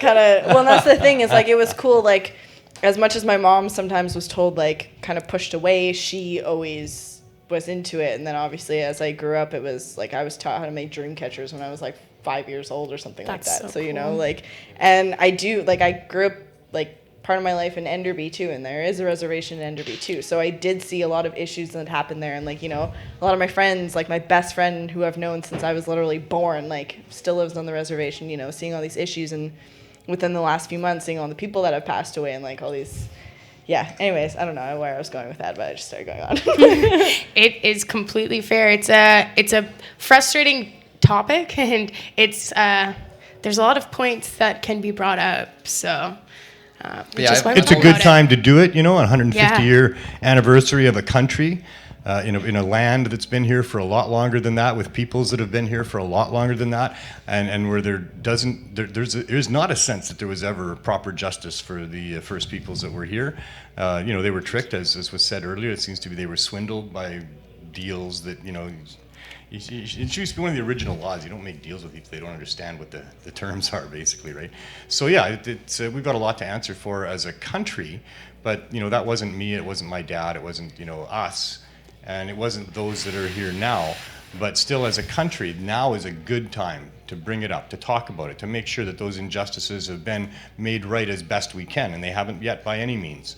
So this is a good time to bring it up, because otherwise it gets shuffled to the side. It's not brought up at all. So that's how I feel about it. I'm not Indigenous to this country. I think our background is Swedish.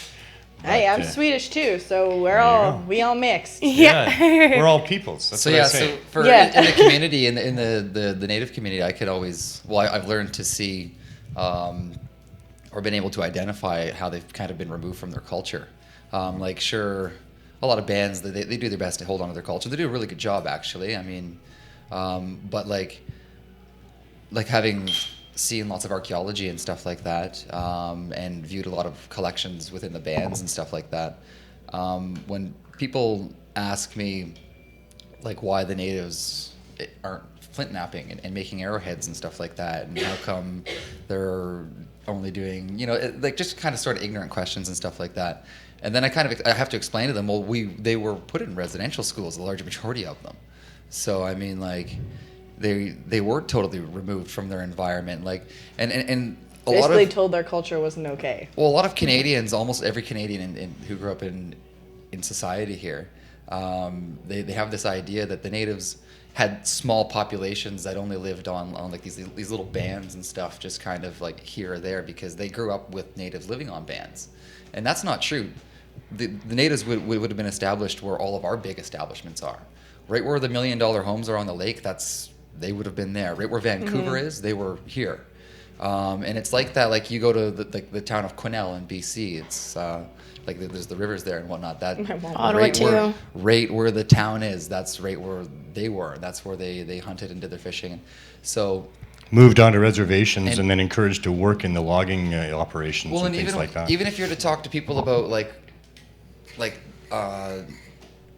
the cultural pieces that are out there and stuff, they go, if there's any cultural pieces, they must be over by, the reservation and stuff like that. And it's no, you're underneath City Hall. Yeah, and it's just they were everywhere. I mean, they were widespread across the nation. The population moved seasons, by the time the Europeans got to the West Coast and were establishing on the West Coast, the native population had decreased huge, because of smallpox had come through and wiped out the population.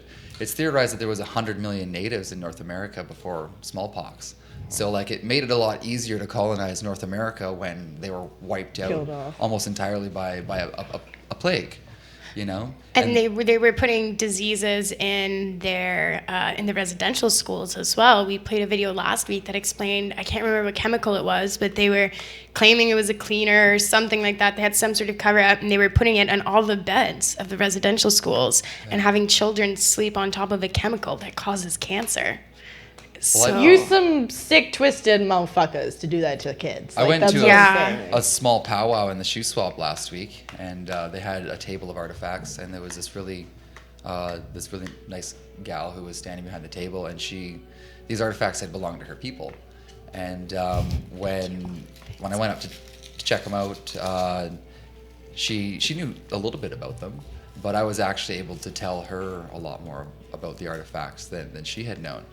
The materials involved, because I know a lot about the geology in BC and stuff like that. So when you see something like basalt, I know where the big deposits of basalt are, north of Lake Minnewanka, or Lake Minnewanka just north of Banff.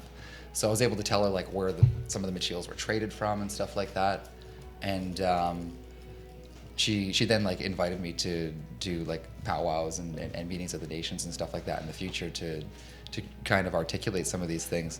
But it was kind of really sad how small the collection was that they had. She told me that there was an elderly woman who passed away a few years ago in the shoe swap, and she had all of these like artifacts like sitting at her house that should have been donated to the band. And when she passed away, the artifacts were donated to a museum in Eastern Canada.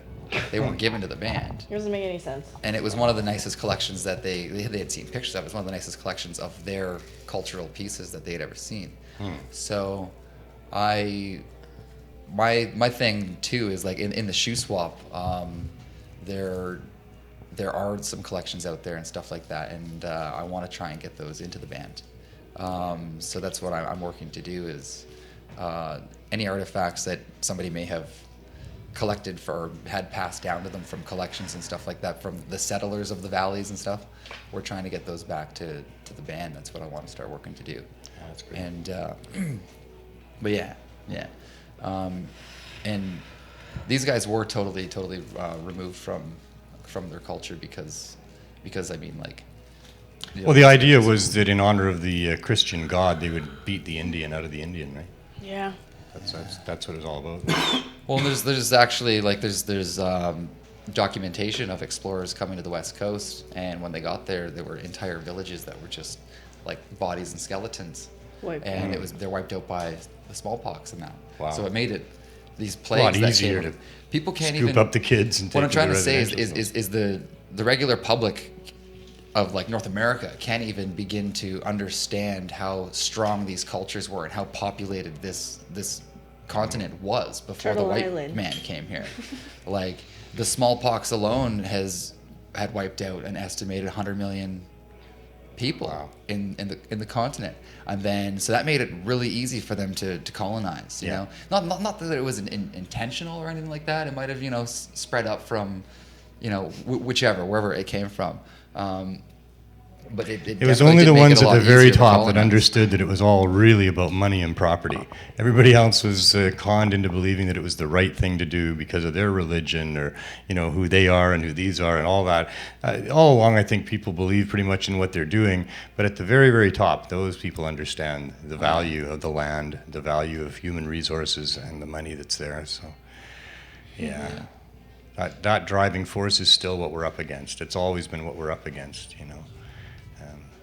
Yeah. All one people. That's who we are. We just Life is different good. colors.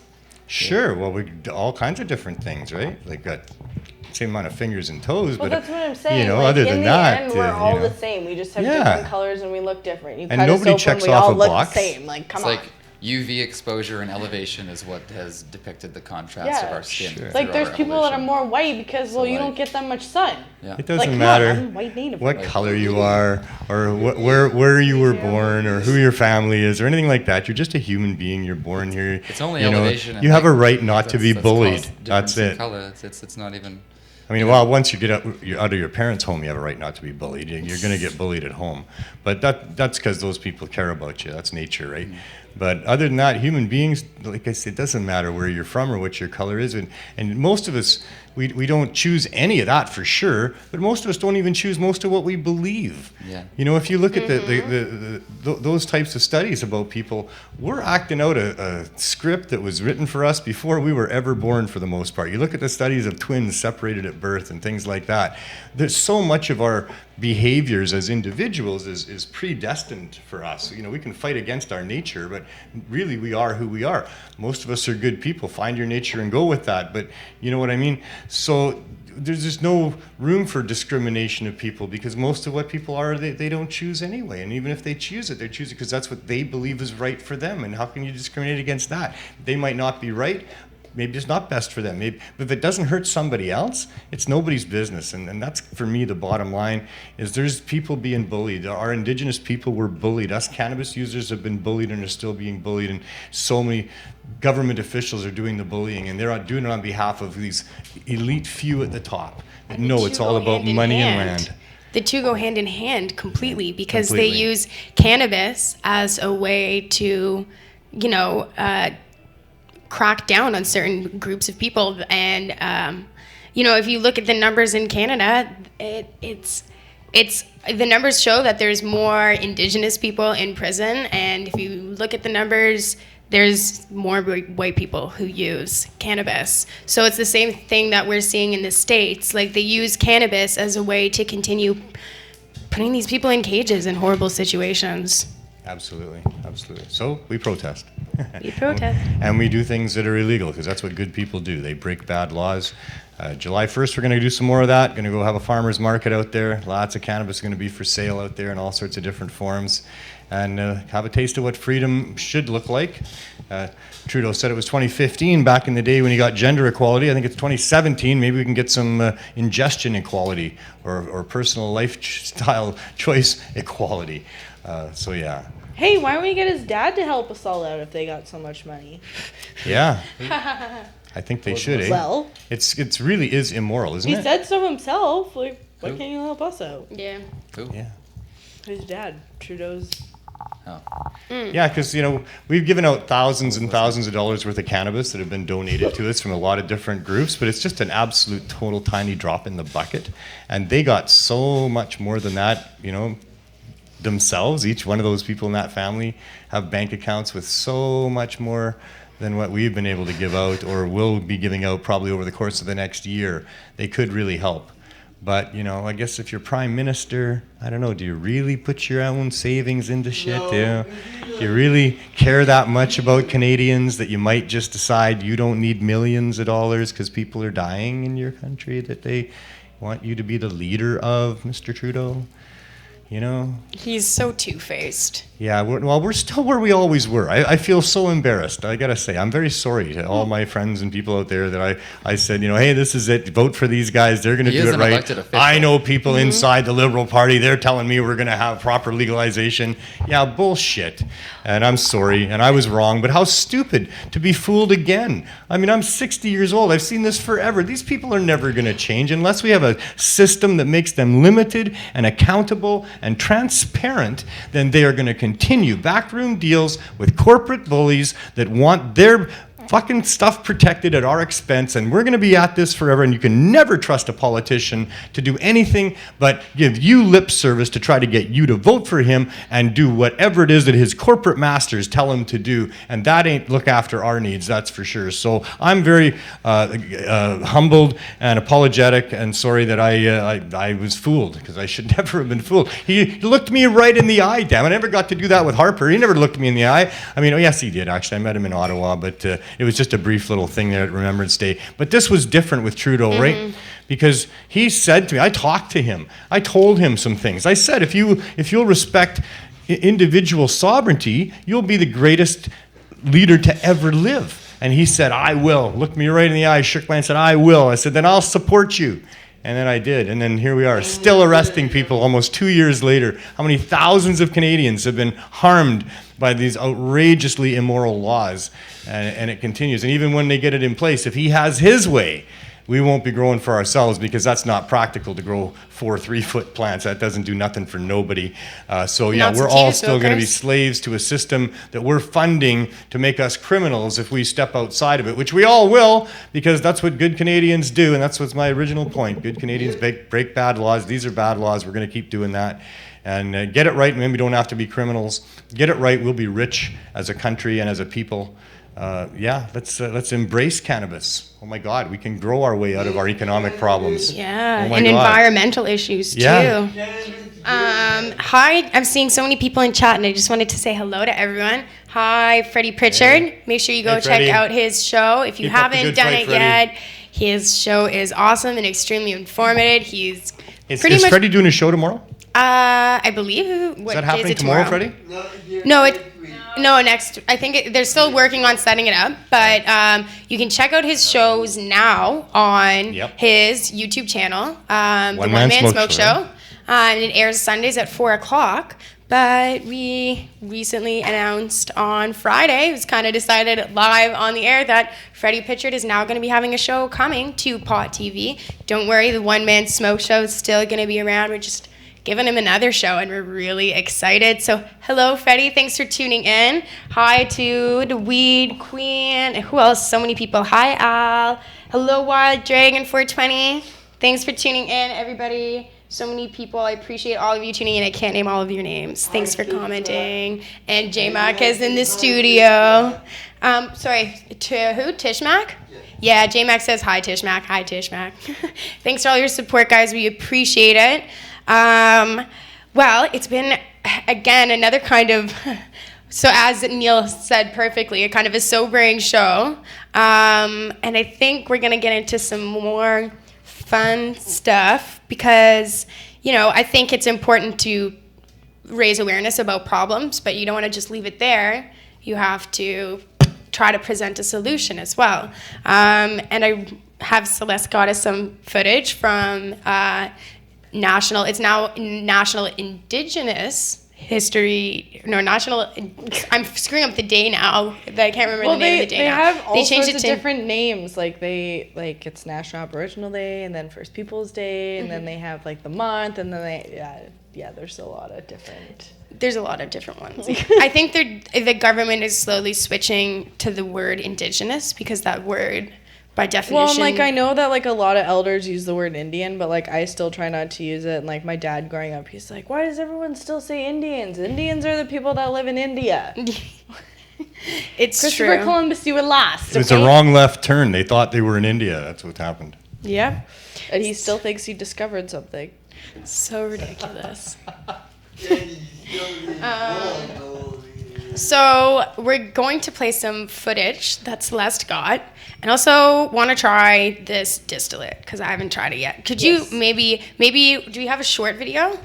That will work out well. We'll get It's the like bang. a minute, so it'll work out because this takes like a minute to. Perfect. So why don't you play one of the videos that Bcbudgal got for us? I said that really weird. Sorry, Bcbudgal. Thank you.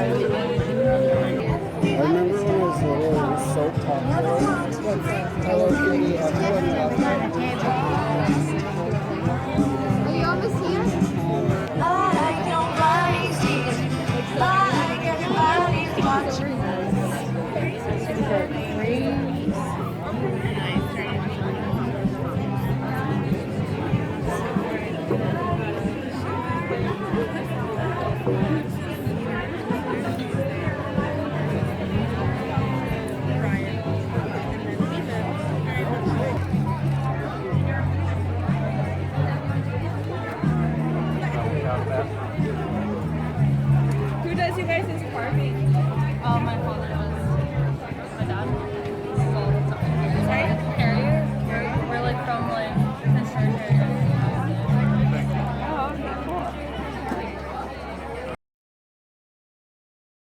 Oh, there's one here. She's doing dabs. I'm sorry, I don't know why. I just sometimes break out in random singing mode. I don't know if that was hot enough. You're gonna have to do that reheat tech.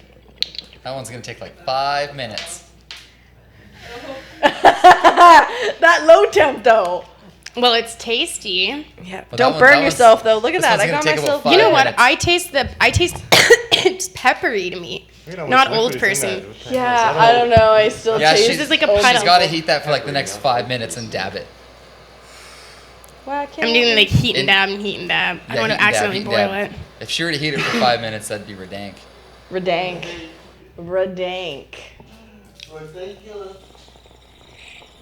Derbs. Oh.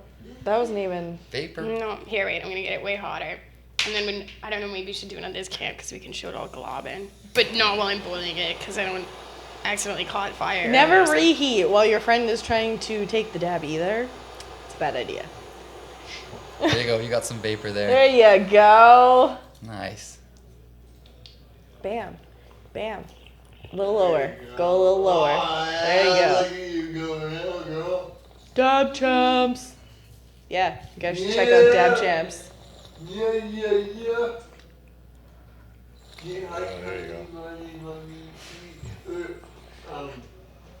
That lovely blaze glass Wow. and gray glass. It's like 96% THC. Pretty epic.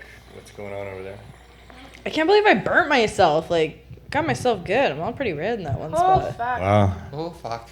Yeah. That's so Canadian. Oh, fuck then. Oh crap. Yeah. Oh, crikey. Happy Oh crap. Cannabis Day. I think that's more Eastern Canadian. A little more Eastern Dude, maybe we'll than on the West Coast. You're a Or boss. maybe, I don't know, should we keep it on? I call that the cleaning station. Because it's got the two places in it. It's got the grandmother's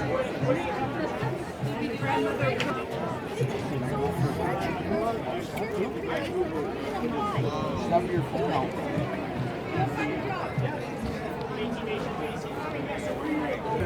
I think it's a Nike shirt.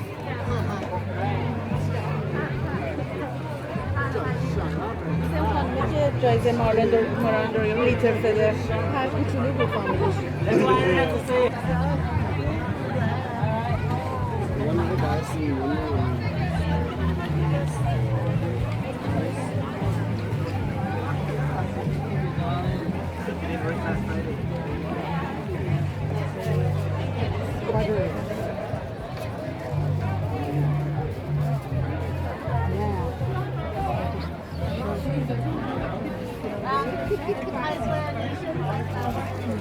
Yeah, kind of hot, heavy.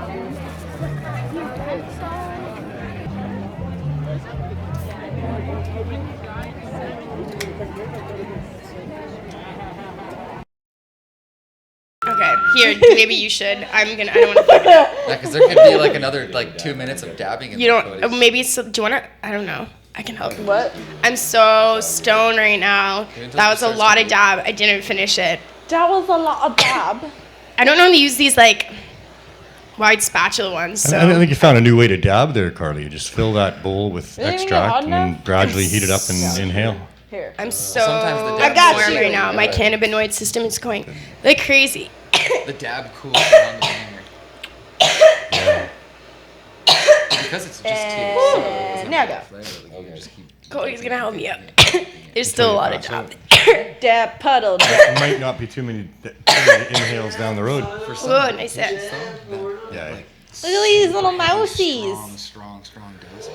Are these mice or rats? That's always been the attraction for me. And they got little heart filters. The only time we actually want mice in the cannabis culture building is when Cody Van The goes only in. time we actually want mice. J-Max Stone. It is Yeah, a there's huge still dab. more in there. I'd say if you've been See, this watching is why us it's for the nice last to have half an those hour and you're things. not Don't want any more stoned of the from old watching people. us, Get a then listen. something's wrong. I think it's pepper. Heat I it up a little more. Here, it's gotta be Might wanna heated. get your cannabis Heat her up a little more receptors though. And this is how we all die on Pod TV. It eventually just Team devolves dabs. into this. That's why people watch, because that's what they're hoping for. Is everybody starts getting really Well, this is stoned. that and We like dabs. it's like, look what they're doing there. There you go. That's you. What do you? Oh wait. I was like, people were kept asking what you were rolling, but I would guess I just. get so lightheaded right told now. them. Oh yeah. Mice, also cats and dogs are coming. Cats and dogs. Sorry. But won't the dinosaur eat the cats and dogs? Yeah, you can get those at CC Davies, 1674 Davie Street. Did I get the address? Yeah. Yeah, 1674. Yep. Little cat, dog, and nurse. Oh, you know what? You don't have a Yeah, we've got microphone. a I'm T-Rex, stoned, so we've just got a took me. fairy. We've You got got to do a like whole Pittsburgh. story with these things, right? Like animate them and have them like hanging Yeah. from fish lines, and Oh my god. this joint consumes that Okay, joint, we've got and it little becomes mice. this joint. Cats and dogs. The cats and dogs I'm still making, but you can go see them completed at Davie. and get them there. We got the Wow. T-Rex, and then we've got the Oh fairy yeah, joint. T-Rexes, fairies. I think they also Phoenix-looking bird, like. I don't know what you do, but I mean, here on the West Coast, what we really need is a dolphin. I don't know if you could do a dolphin. I could definitely do a dolphin. I recently There you did a go. seal Right on. and manatee. Yeah, I take custom orders. You can follow me, Roll with Cody Van Gogh on Instagram. You even rolled my friend Stormy into a joint. I did. That was fun. Yeah, I rolled Stormy. I rolled Jody. Is that a Nixon joint I see there? Is that what that is? No, it looks like Nixon saying I am not a criminal. No, that's just my eyesight. It's Rick from Rick and Morty. Yeah, oh right, this okay. one, yeah. There we go. Rick and Morty. It does look like. Yeah. I thought you were talking about the Empire Papers for No. a second. We can put Rick up on the camera here. I was about to be like, who's Rick? You know what's funny is when Bryson was saying that there are the T-Rex joints at Davy, I thought what you said was we got the Team Rex, and I thought you were referring to the dab, and I was like, That yes. too. Yes, indeed, we did get the Team Rex from that dab. That too. Yeah, that was a good one. I noticed you didn't have a flower bong. We didn't have a bong this week. We didn't. We smoked a bunch of joints. Well, usually when I have hash, I grab a bong too, and That's true. I didn't bring hash this time. Someone said orcas. You should roll orcas. Orchids, that's a good one. You do with different colored paper, different Whoa, colored papers. When I, Didn't they ban orcas? I get a lot of requests like this from BC. We like majestic things. Yeah, but it's oddly enough, I've gotten requests from the East Coast that have been like, roll me a lobster and like. Cool. Have you ever rolled like an actual pot leaf? Like an actual like pot leaf? No, like somebody did, Tony Greenhand did, and it was like one of the early creative roles. So I don't know, I just never really went after it. There's certain ones that are like classics, so I don't try to I never really re-roll them. Just try to like roll a torch, you know? That would be cool. Roll wheelchair. Roll a wheelchair. That's an interesting idea, J-Mac. I've had a few requests for that. I'd have to still work out logistically how it would burn. I was imagining that would be a tricky one to work out. Tricky one. That would invest a lot of time. But yeah. How much emphasis do you put on the burnability of these? It's quite a bit usually. I smoked one yesterday. It smoked really, really well. Yeah. Yeah. Everything has to be smokable. I'm fairly confident in the burnability just because of the technique that I use. Like I'm creating passages throughout the joints as it goes through. And there we go. I might have just made up a word there. I don't know. Smokability. Burnability. Burnability. Yeah, no, I definitely get what you mean. Yeah. It's definitely important to me that they all smoke. I'm trying to think. I've never really built one. But you do consider that when you're building them. That's what I'm saying. You're considering that. Cool. Yeah, that's a big part of it. I'm trying to think though, because there's very few things that like I can think of. The wheelchair example, I guess, is Holy crap! Wow. The team I gotta got go. that. Celeste is high. I gotta go. Yeah, parking, eh? Me too. Oh, you got it. Well. I gotta go down to Davy Street.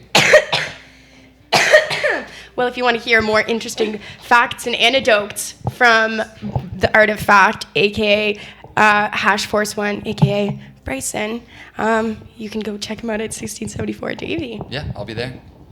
Yeah. He can give you advice on the good hash, the best hash. And I'm always there on weekends too, so come hang out with us. Awesome. Nice sunny weekends down on English Bay now. Yeah. And Thanks for having me, because it was an interesting an interesting show. We had a good conversation there with our homie Ian there. DJ Indian. Yeah, that's Love that guy. so He's cool. a good man.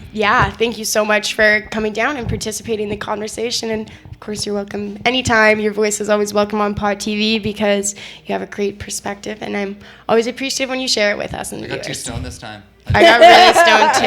I got like. I'm like trying to treat my way Clearly, I through this one. got so baked. I turned the microphone off. It Yeah, thanks for happens. having me. I appreciate it. We're gonna give you a distillate dab, J-Mac. Don't you worry. Okay. All right. Well. Oh yeah, we had another video. One more video, right? I have no idea. Yes. Celeste took the.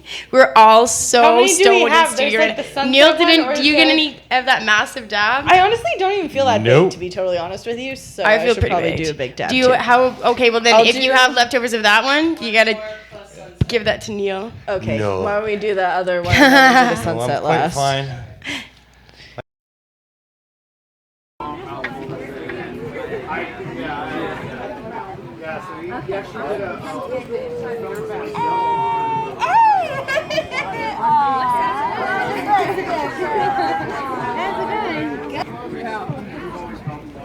I've had a few orders for vests. Done some with princesses and the inside.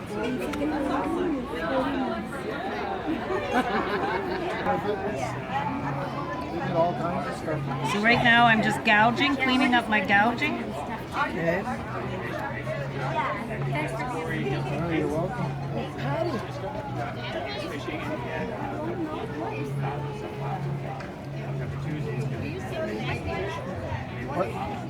What is it made out of? It's just costume. It's not.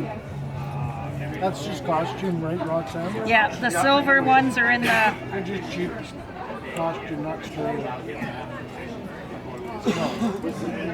Were they the Hanes? Because the Hanes actually. And copper's very.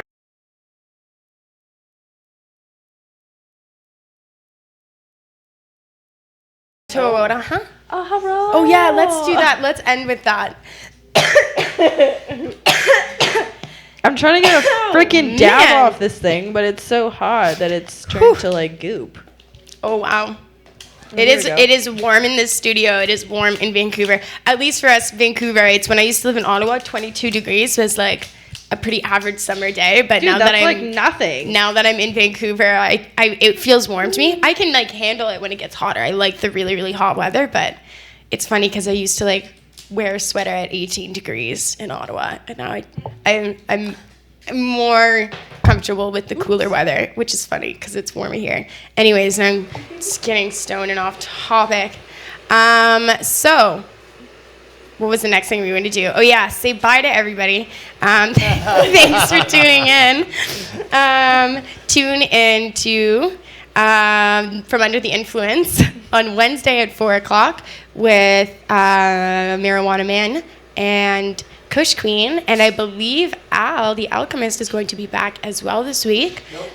Next week. Okay, J-Mac just corrected me. And then on Thursday, there's Expert Joints with Craig X and Ludino. And the National Joint League.